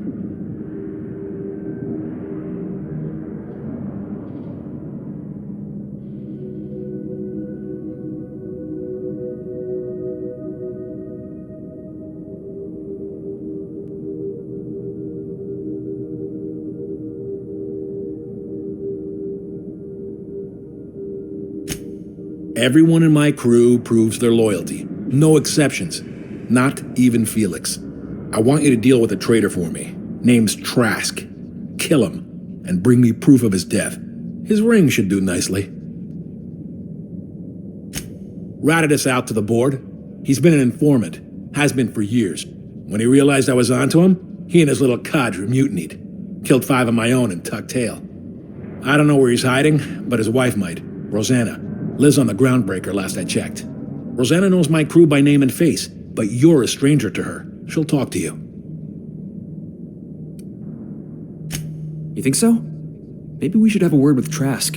Get his side of the story first. You'd be wasting your breath bandying words with that traitor. But if it makes you feel better, by all means. Remember, I want proof. Bring me his ring.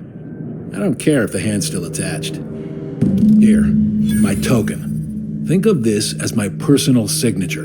Anyone who knows me by my works will know me by this token. Well enough. It's been a few years, but I still remember a thing or two. You had a chip on your shoulder. You'd argue over anything and you'd never back down. What do you mean, had? And for the record, you never could admit when you lost an argument. You see what I had to deal with?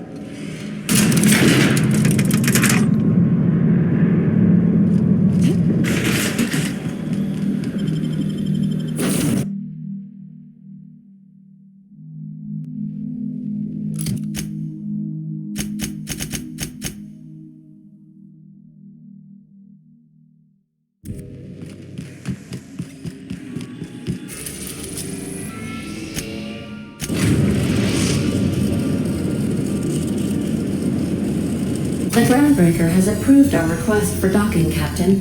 You're free to disembark.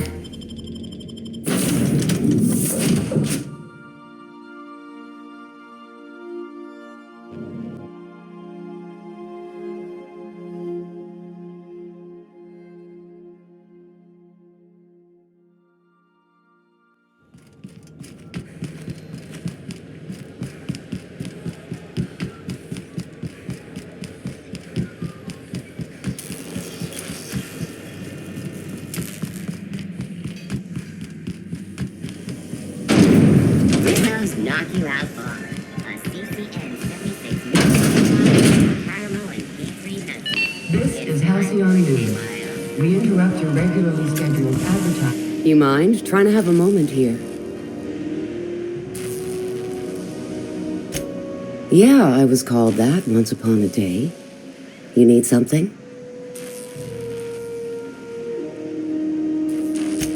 Rufus and I are no longer on speaking terms. I don't know where he is, and if I did, I wouldn't tell you.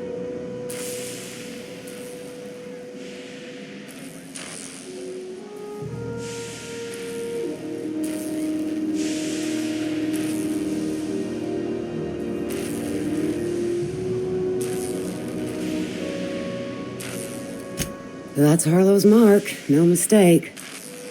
Guess he's not letting this one go. I don't want any manner of harm befalling Rufus. Not on my account.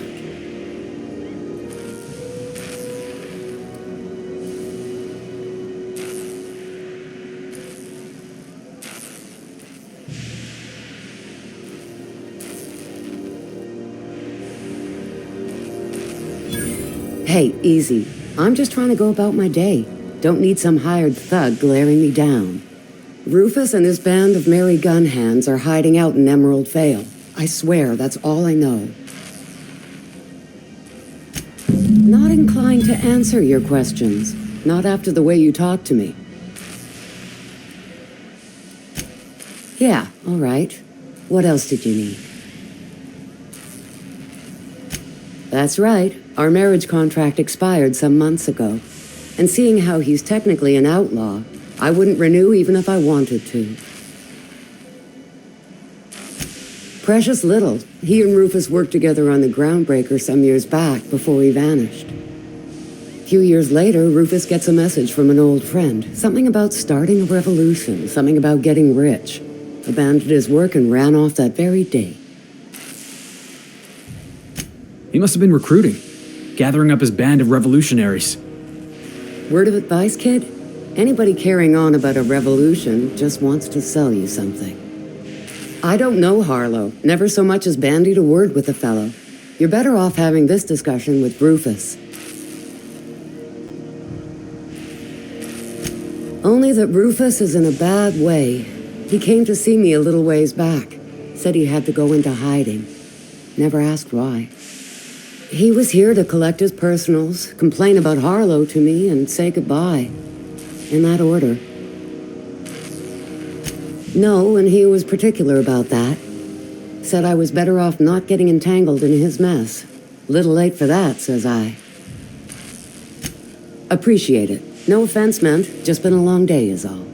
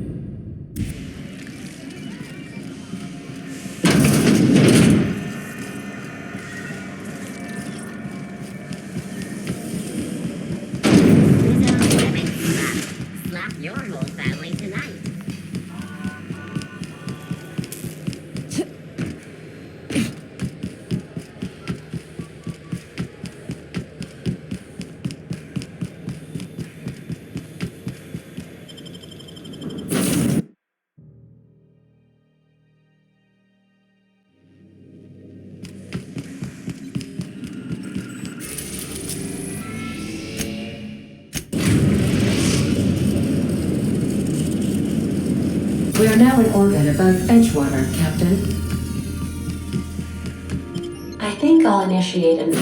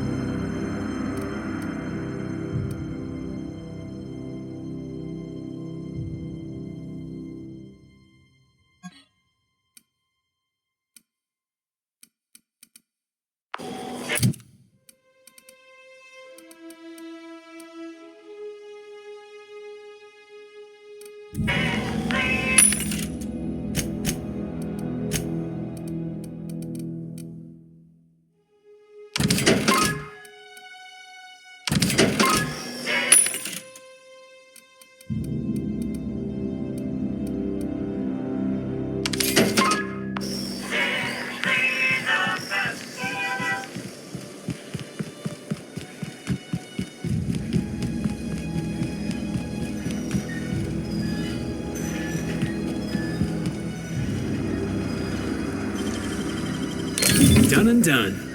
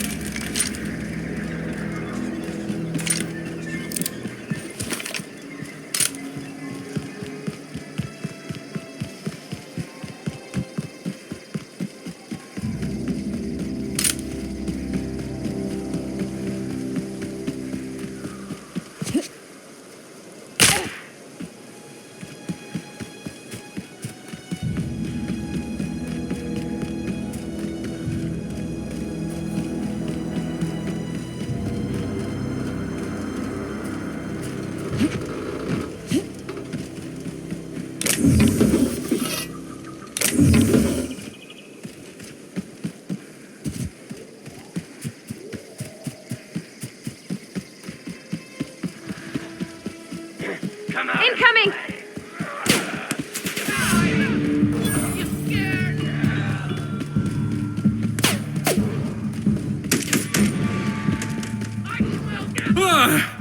That's the last of him!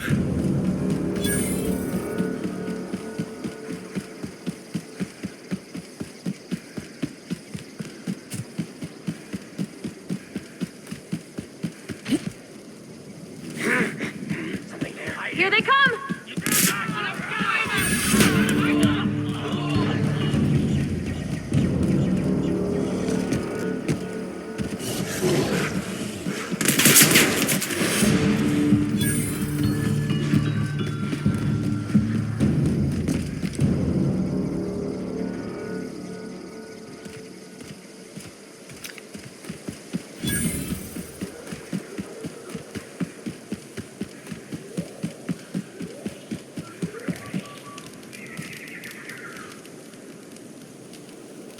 I don't know who you are or why you're prowling around here, but I'm willing to make a guess.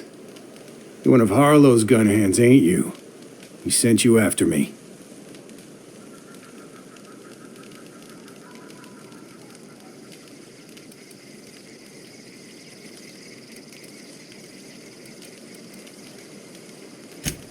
Yeah, of course he did. Thing is, you and I are at an impasse. Harlow wants me dead, and I've got no intention of dying.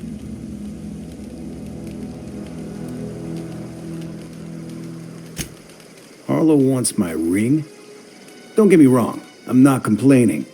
A ring's a lot easier to lose than a hand. How do I know that I can trust you?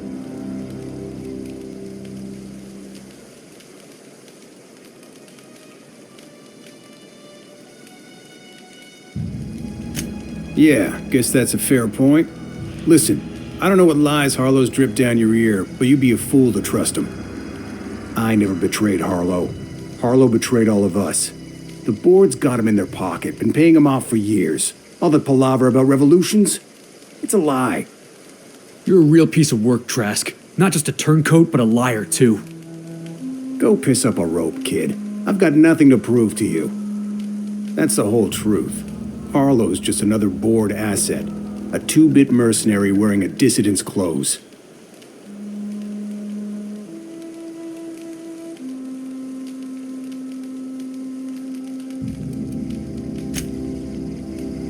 Say your piece. Yeah, I've got proof. There's always a paper trail when the board's involved. I chanced upon some correspondence between Harlow and his employer. I don't know that it makes a difference. What was I to do with that evidence? Bring it in front of the board? There's no authority in Halcyon willing to take Harlow to task.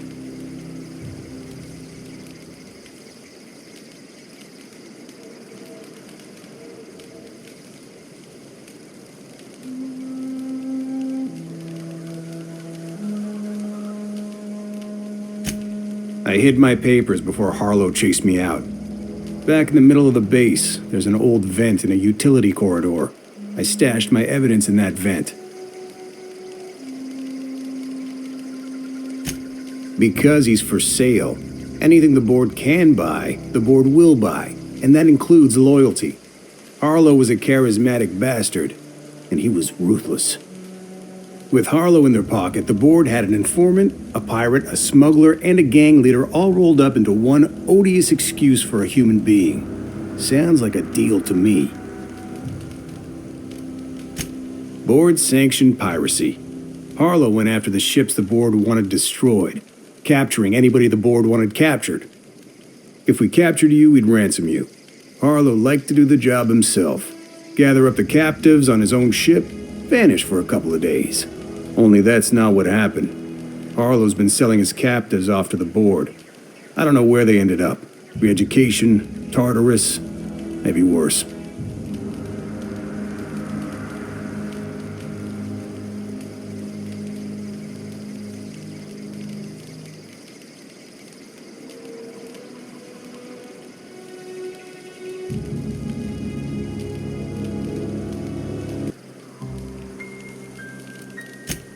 Take it you've made up your mind.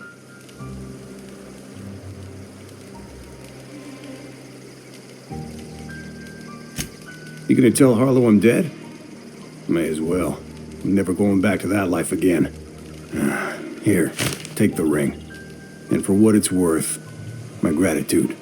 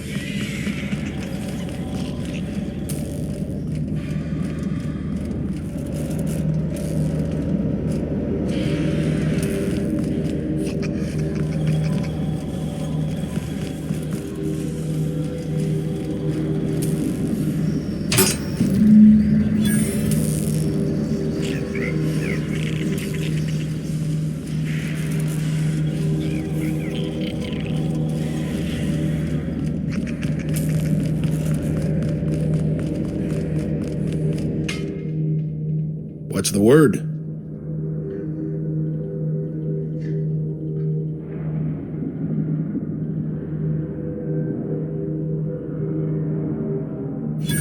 So it is.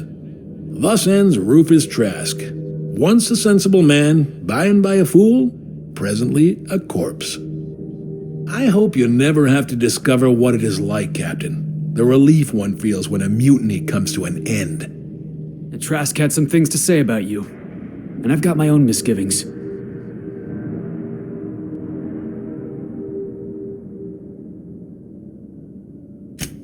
That's a damning accusation. Am I right to presume you have some evidence on hand?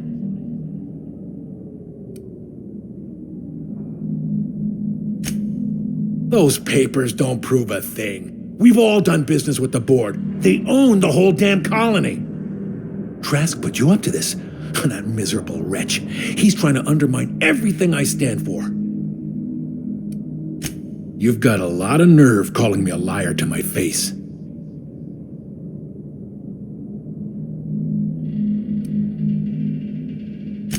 How should I know? What the hell do I care? Trask was a traitor, and I didn't ask you to understand his motives. I asked you to cross him off. Clyde, look me in the eye and tell me it's not true. Tell me, and I'll believe you. Don't talk to me like I'm some common criminal, Felix. You're the one on trial, not me. I don't know what kind of poison that snake dripped in your ear, but as far as I'm concerned, you've been compromised. Heads up! Nobody messes with you, boss!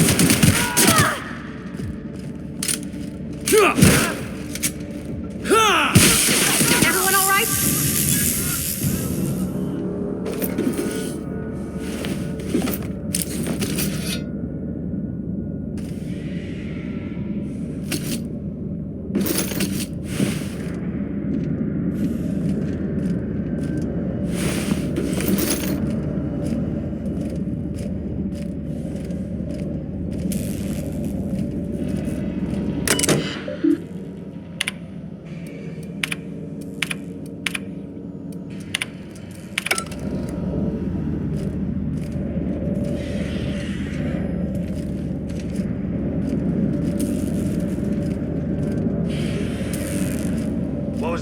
Here they come!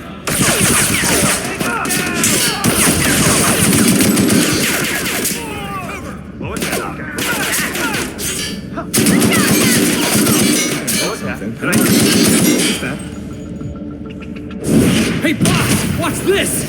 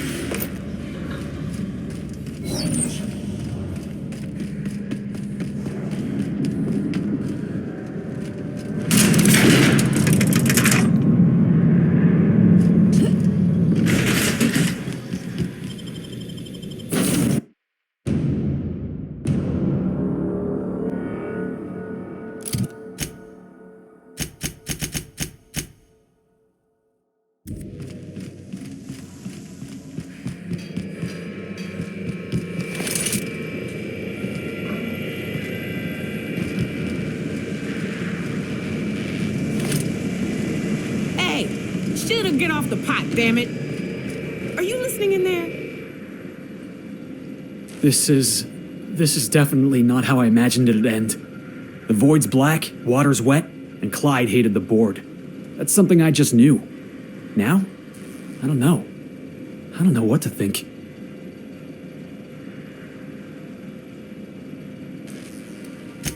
No. I guess you really don't. I've just got a lot on my mind right now. This is a lot to take in. I always looked up to Clyde. The thought that he could be an agent of the board is just abhorrent to me.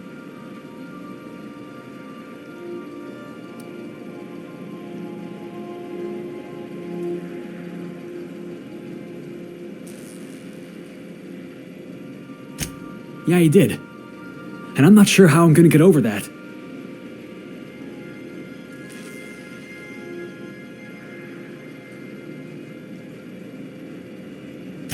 I hope so. I don't see this one passing anytime soon. You've given me a lot to think about. I'm gonna be mulling over this whole mess for a couple of days. Part of me wishes we'd put Trask in the ground. You know, I think that's just my frustration talking. Thanks for your time, boss.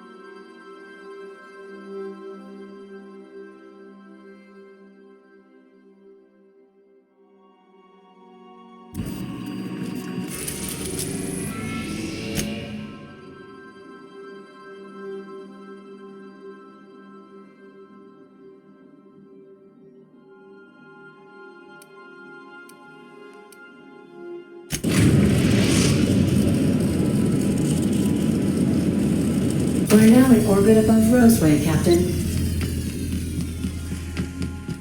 Remember that you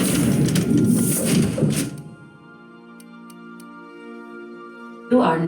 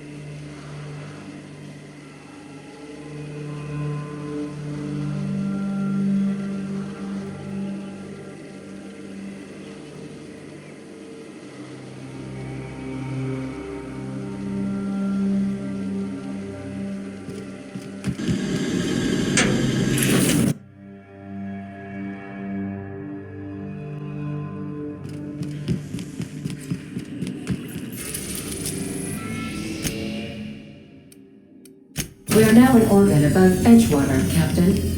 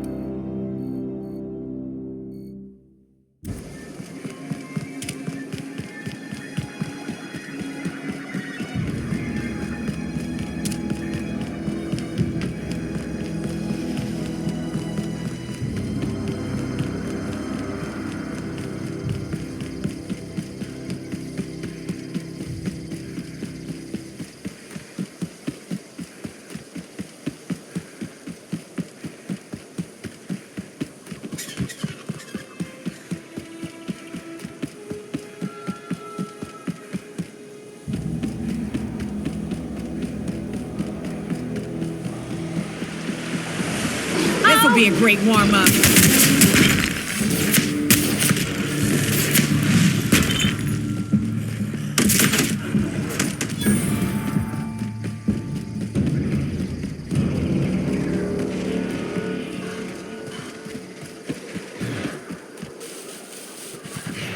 Incoming!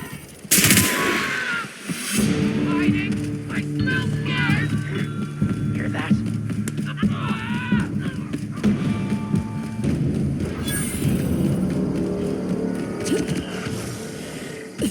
We can handle this. Don't mess with us.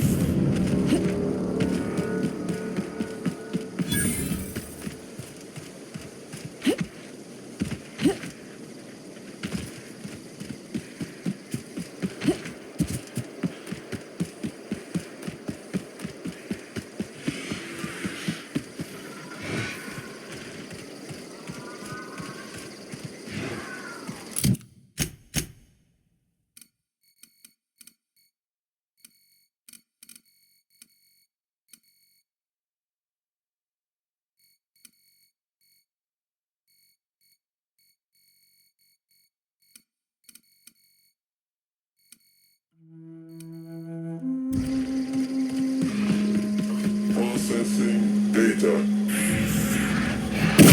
Looking for it now. Nice one!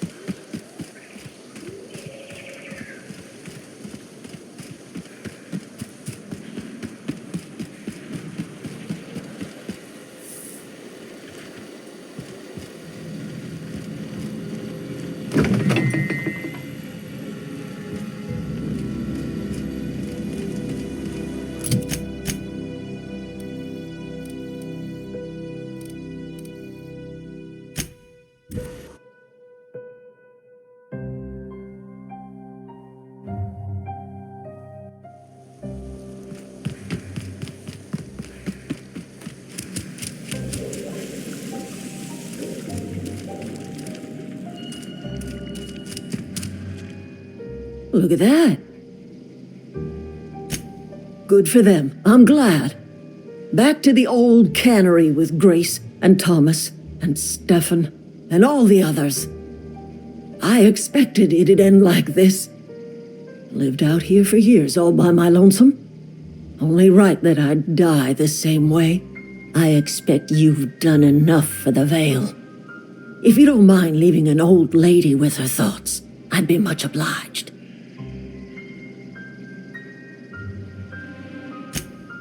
It is too late, and I'm tired of talking.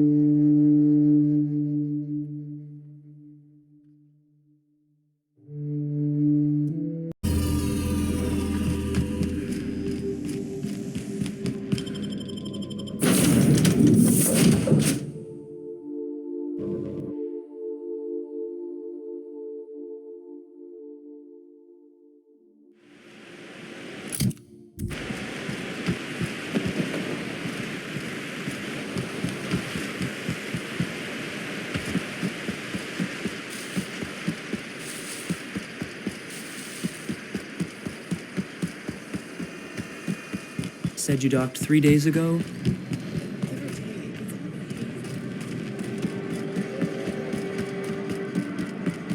You seen Arthur today?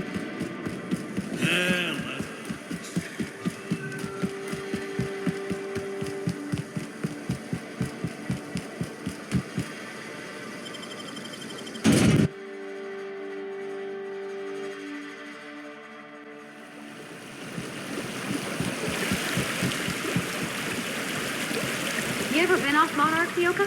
Before you met the captain, I mean. Nah, I mostly just drank.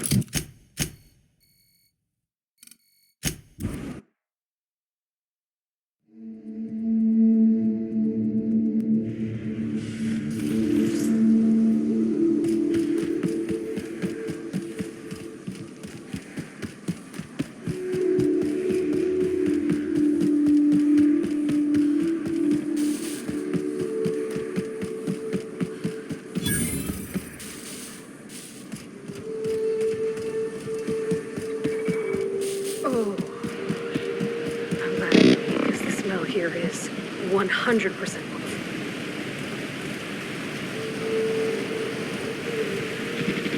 Incoming! Unexpected.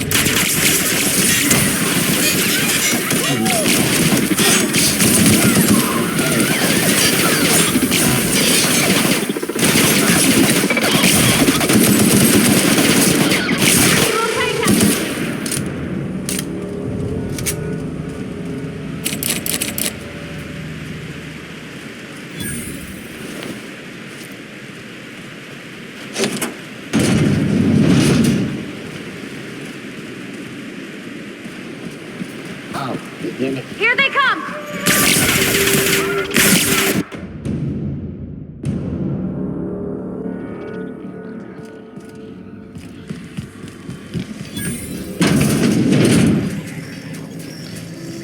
Sister, searching. Look out! No, please! Don't!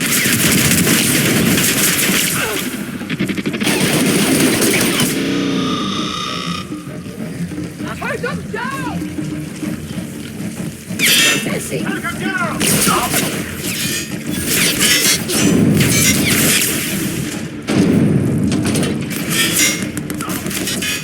What was that?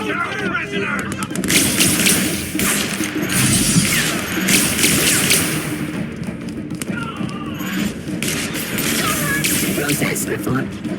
Sister,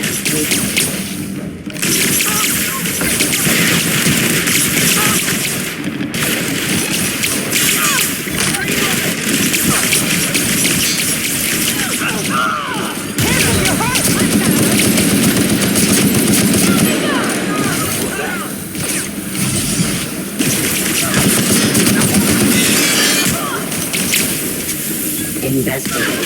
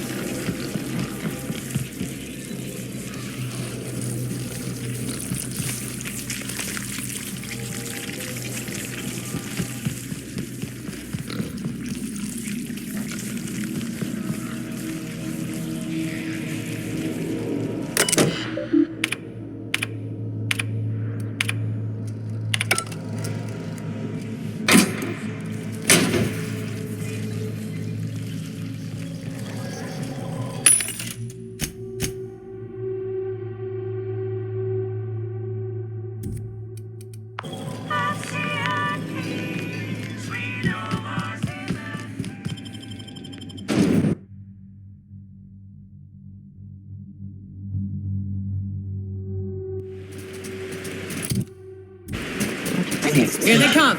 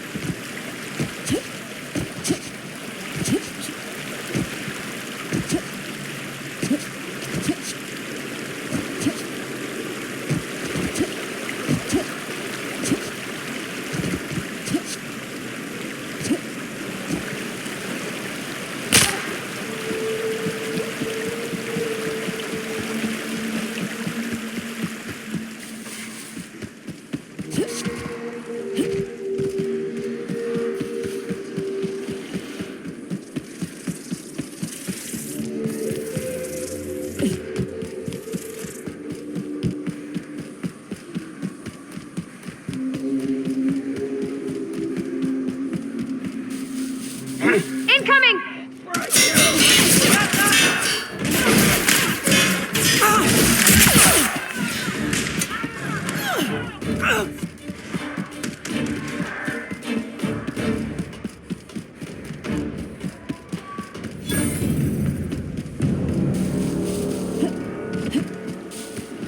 I'm real sorry about your friends, Nyoka. Ain't no one deserves to go like that. Certainly.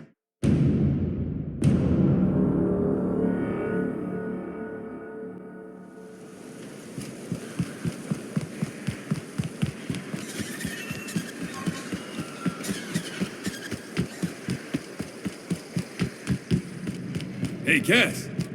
Knock, knock. Catherine's great, ain't she? She'll... How's Clive? I do hope you gave him my regards. Fast, efficient, eager to please? Might be I should ask you for more favors. Guessing your services don't come cheap. Still, this ought to compensate for your troubles. And take an aromatic. You stink like Sisty Pig. See, this is why I like you, little bird. You make exchanging blood and bits so damn delightful.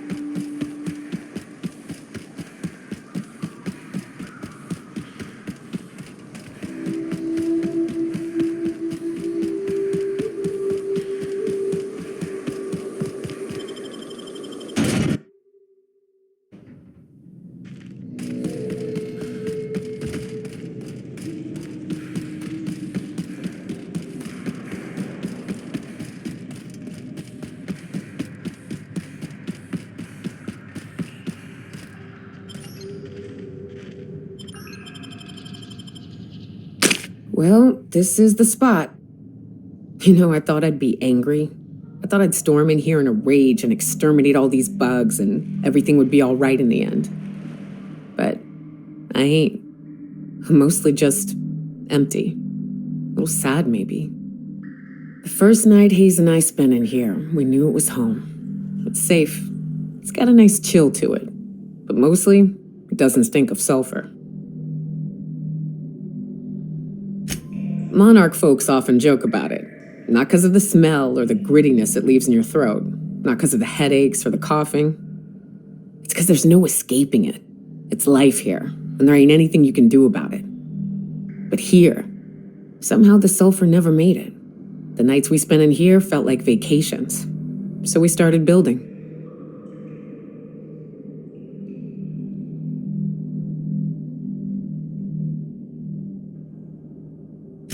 We hauled in steel, hired sublight folk to help.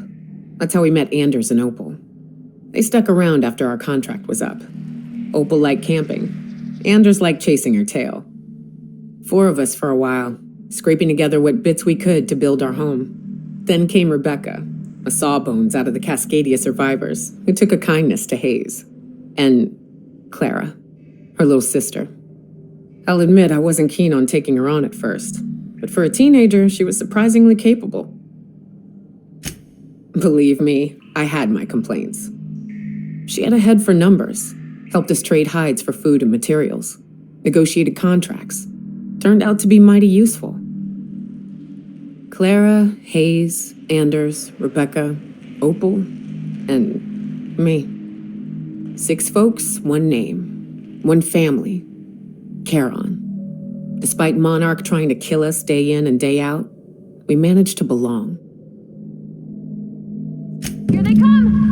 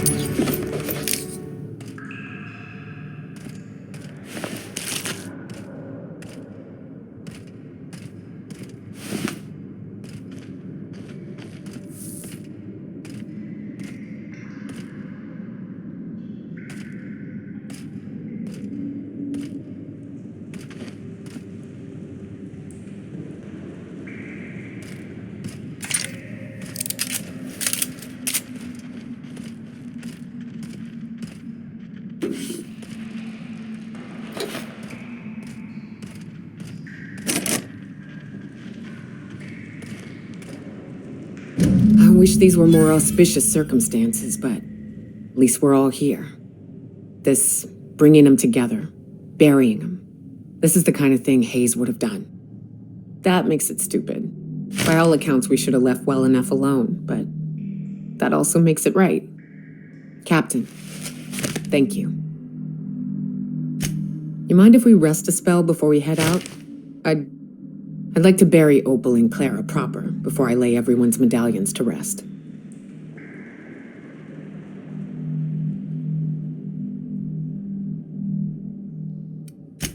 What?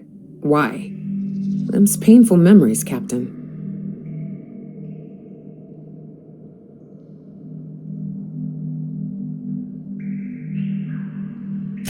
Huh. That ain't a bad point. All right, Captain. Thanks.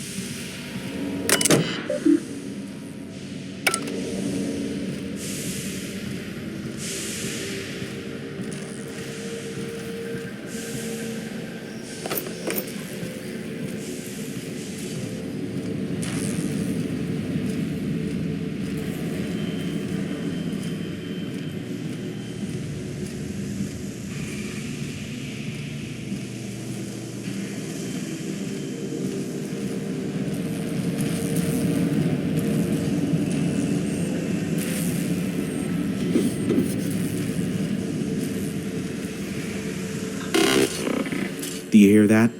It's the blessed sound of radio silence, which leads me to believe you have sweet, sweet news for me. Yes, indeed. I am back in business. But before we get down to it, might I ask how you handled the problem? In the end? We did what we could, as best we could. Should probably leave it at that. Is that so?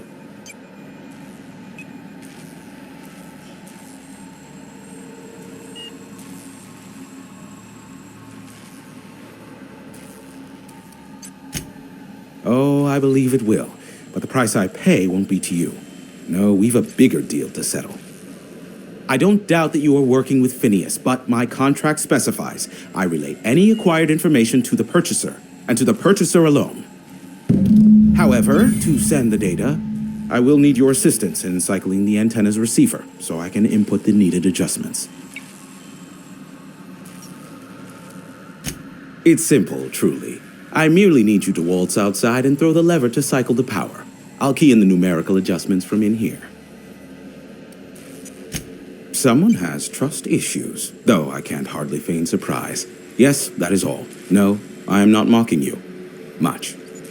Just step outside, flip the switch, depart forever. Understood? Good. Marvelous. We're in agreement. This is why I stopped helping out around here, you know. It's always throw this lever, shoot that marauder, save my life. Just one thing after another with you. If that's really all, let's just get it done with and be on our way.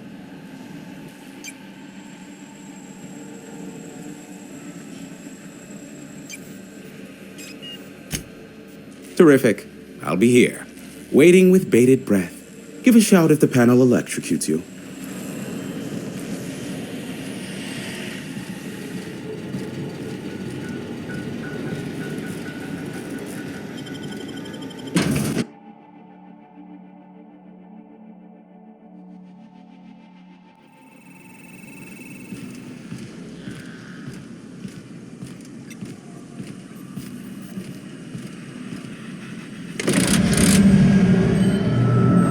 Testing 1, 2, check, check. Sweet stars. But that is a beautiful sound. Can you hear me? We are a go for broadcast. Oh, and I also dispatched Phineas his data. Impatient prick. Worse, I'm now indebted to him for it. Now I'll kindly thank you to get out of my tower. Look, I am well aware that at times I may have the tiniest iota of a prickly exterior, but I must admit I have grown rather fond of you. As Nyoka can attest, I do not form attachments with many. Do take care. Why, he told us to leave without flinging insults at our persons. He really does like you, Captain. What in the void-blasted hell is that?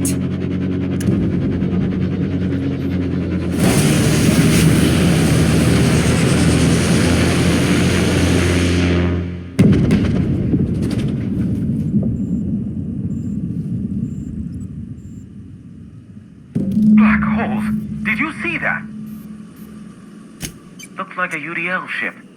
Based on the gunnery attachments, I guess it's one of the board's blockade enforcers, but don't cite me on that. Oh well, a pity for the crew, but I can't see how it affects me. Hiram? Can you hear me? Did you see that? Architect, save me from swindlers and fools. Sanjar, what are you bloody doing on my channel? Did MSI or did MSI not cease broadcasting? Yes, but... Hiram, are you there? Ah, the good captain. The truth brings us together once more. Our salvation has come crashing through the stratosphere. We need only collect its weapons. Are you mad? That's a UDL gunship. You'd probably shoot your own toes off.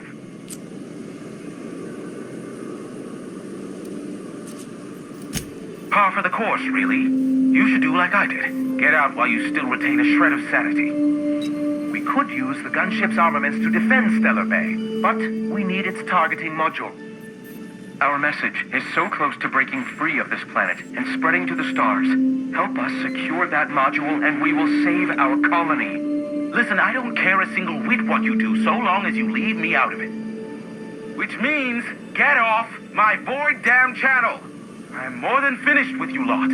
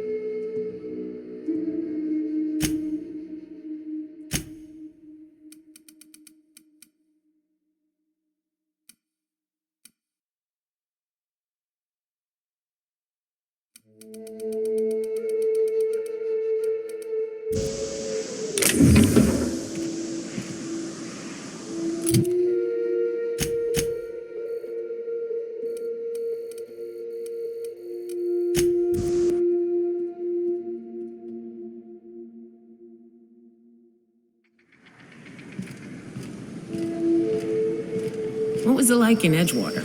I hear you workers were on the clock every available moment. We always got 8 hours a day for sleeping. Just not always consecutive. My...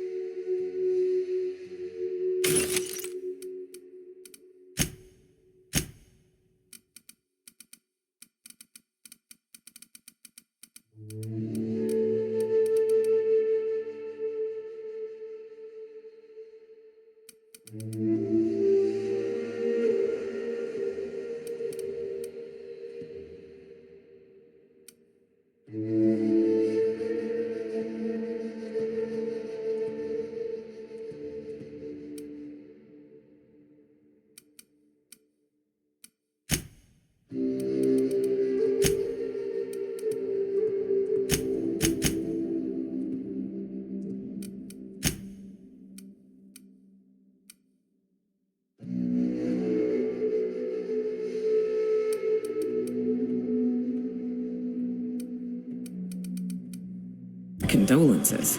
I appreciate consistent wages like any other sane person, but that still sounds awful. At least Sanjar gives his folks weekends. Weekends? Hand to the void. I used to drop by the bar in Stellar Bay to knock a few back with the folks who had Saturdays off. Don't know what I'd have done with that much time. I was always behind schedule anyhow. Knowing you, you'd sit and be alone with your thoughts.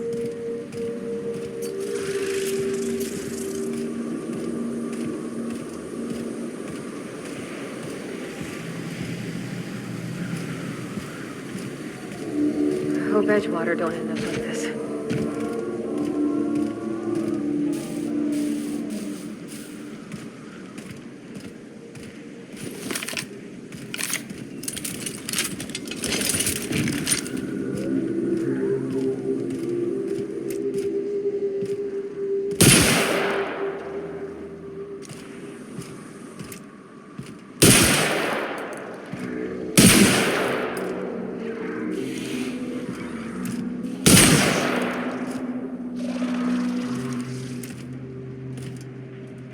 Incoming!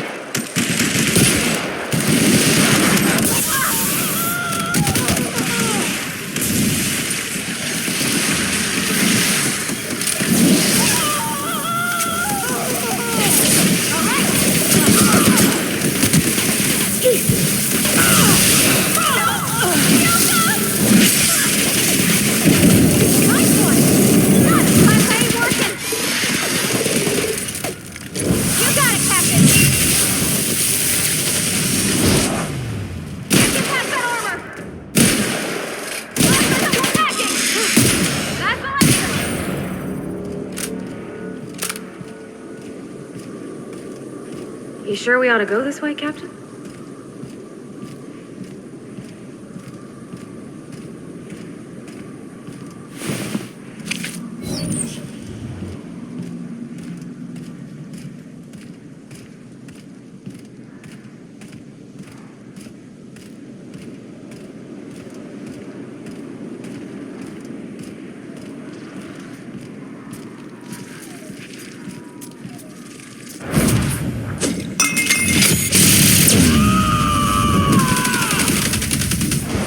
To shreds, you said? I see you there.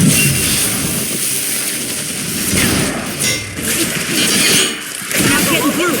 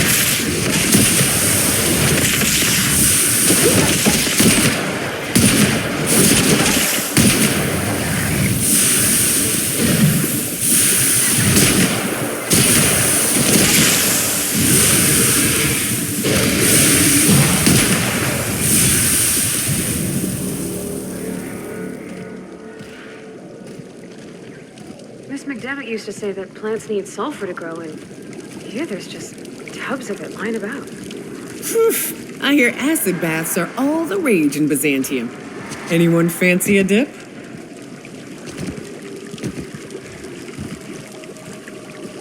Yeah, all right.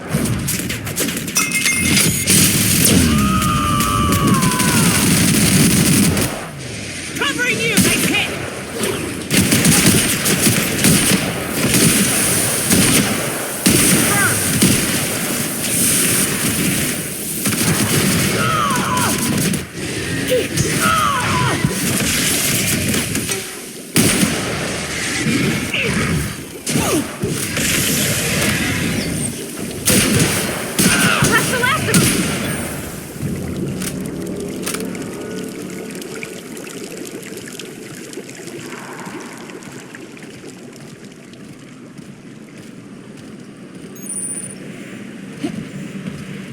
You go on ahead, Captain.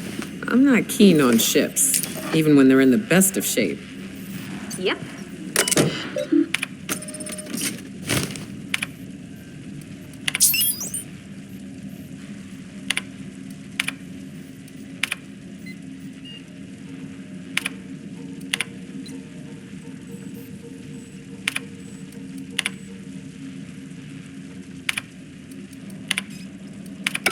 Hello, my name's Jen. I'm the chief engineer on this gunship, and I'd like to let the record show our captain is a total fucking hullhead. I told him again and again that without fixing our regulators, setting up the engines are going to blow through our coils and we'll go flying off in a completely random direction. Well, here we are. Thinking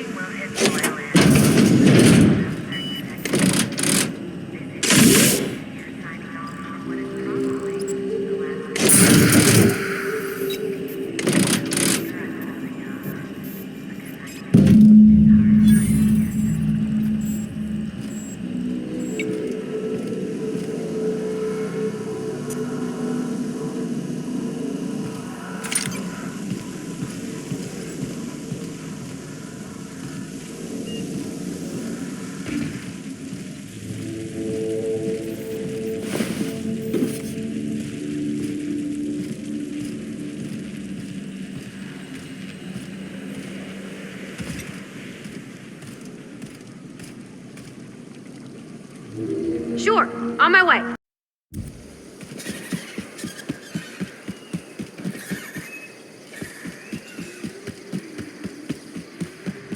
You seen Arthur today?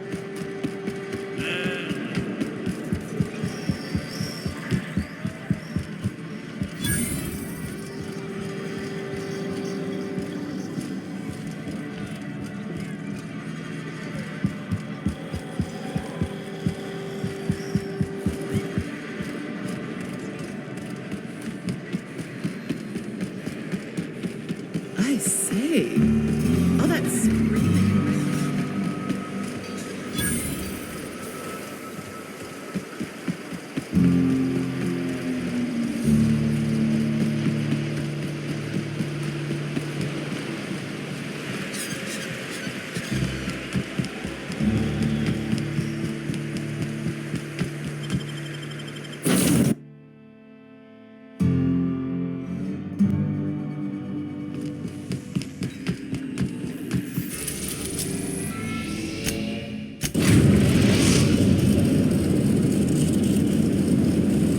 The groundbreaker has approved our request for docking, Captain. You're free to disembark.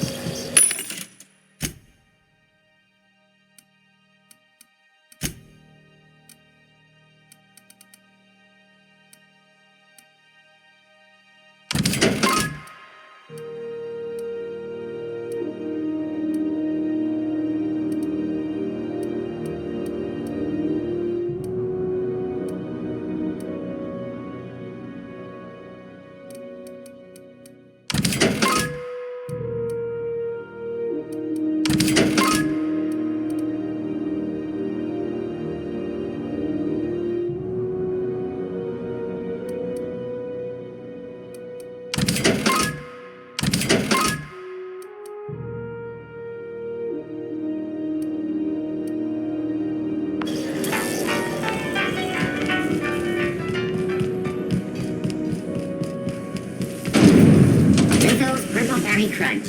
Triple gel flakes and purple berry flavored power nuggets. And also 1% more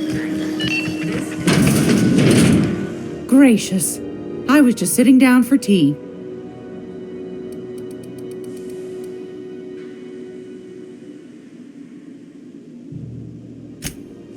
What's that? Speak up now. What'd you turn up?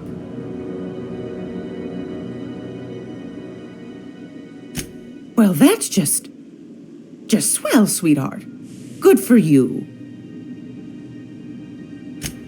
A shame you didn't visit old Gladys first. That would have fetched a good price. I may have thrown in a batch of my famous sugar cookies just to sweeten the deal.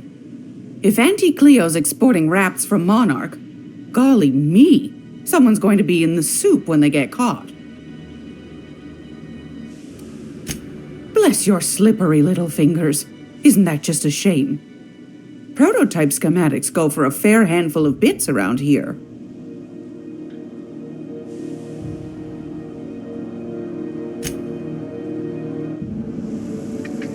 If you're here for this week's magazine club meeting, you're a tut.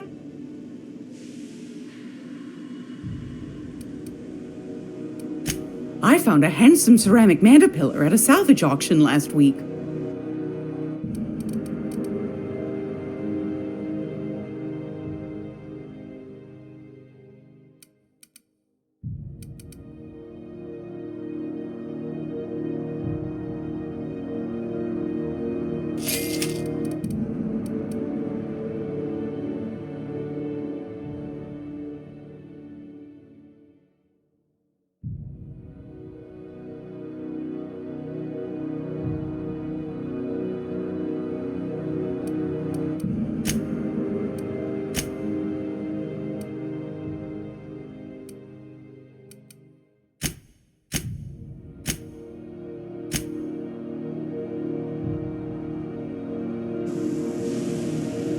It's almost time for today's... What's that? I suppose it can't be helped. Law bless you for doing the legwork, sweetie. Don't forget your pal Gladys now. You can come visit anytime. Anytime, sweetheart. You know where to find me.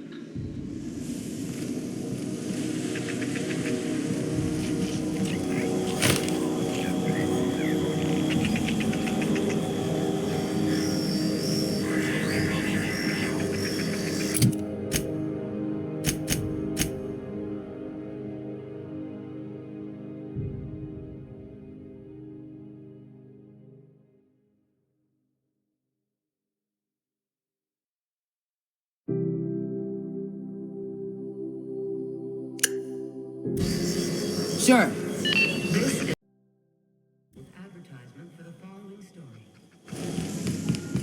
Gracious. I was just sitting down. Want a charming...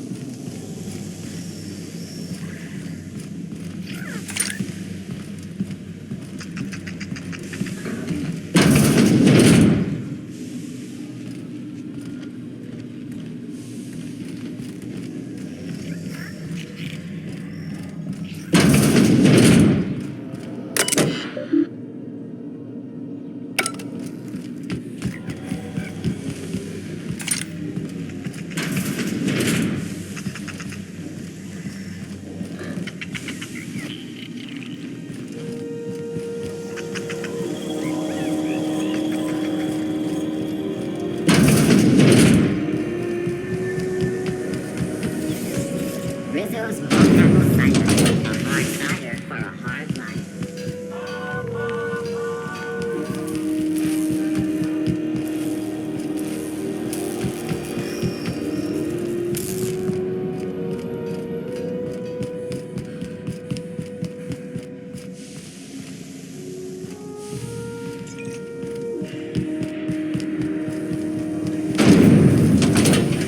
Rizzo's Knock You Out Bar.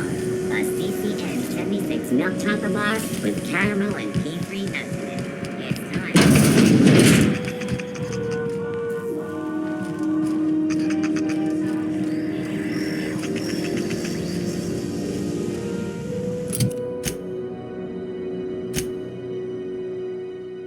Alright friends, I think I'm gonna end my stream here.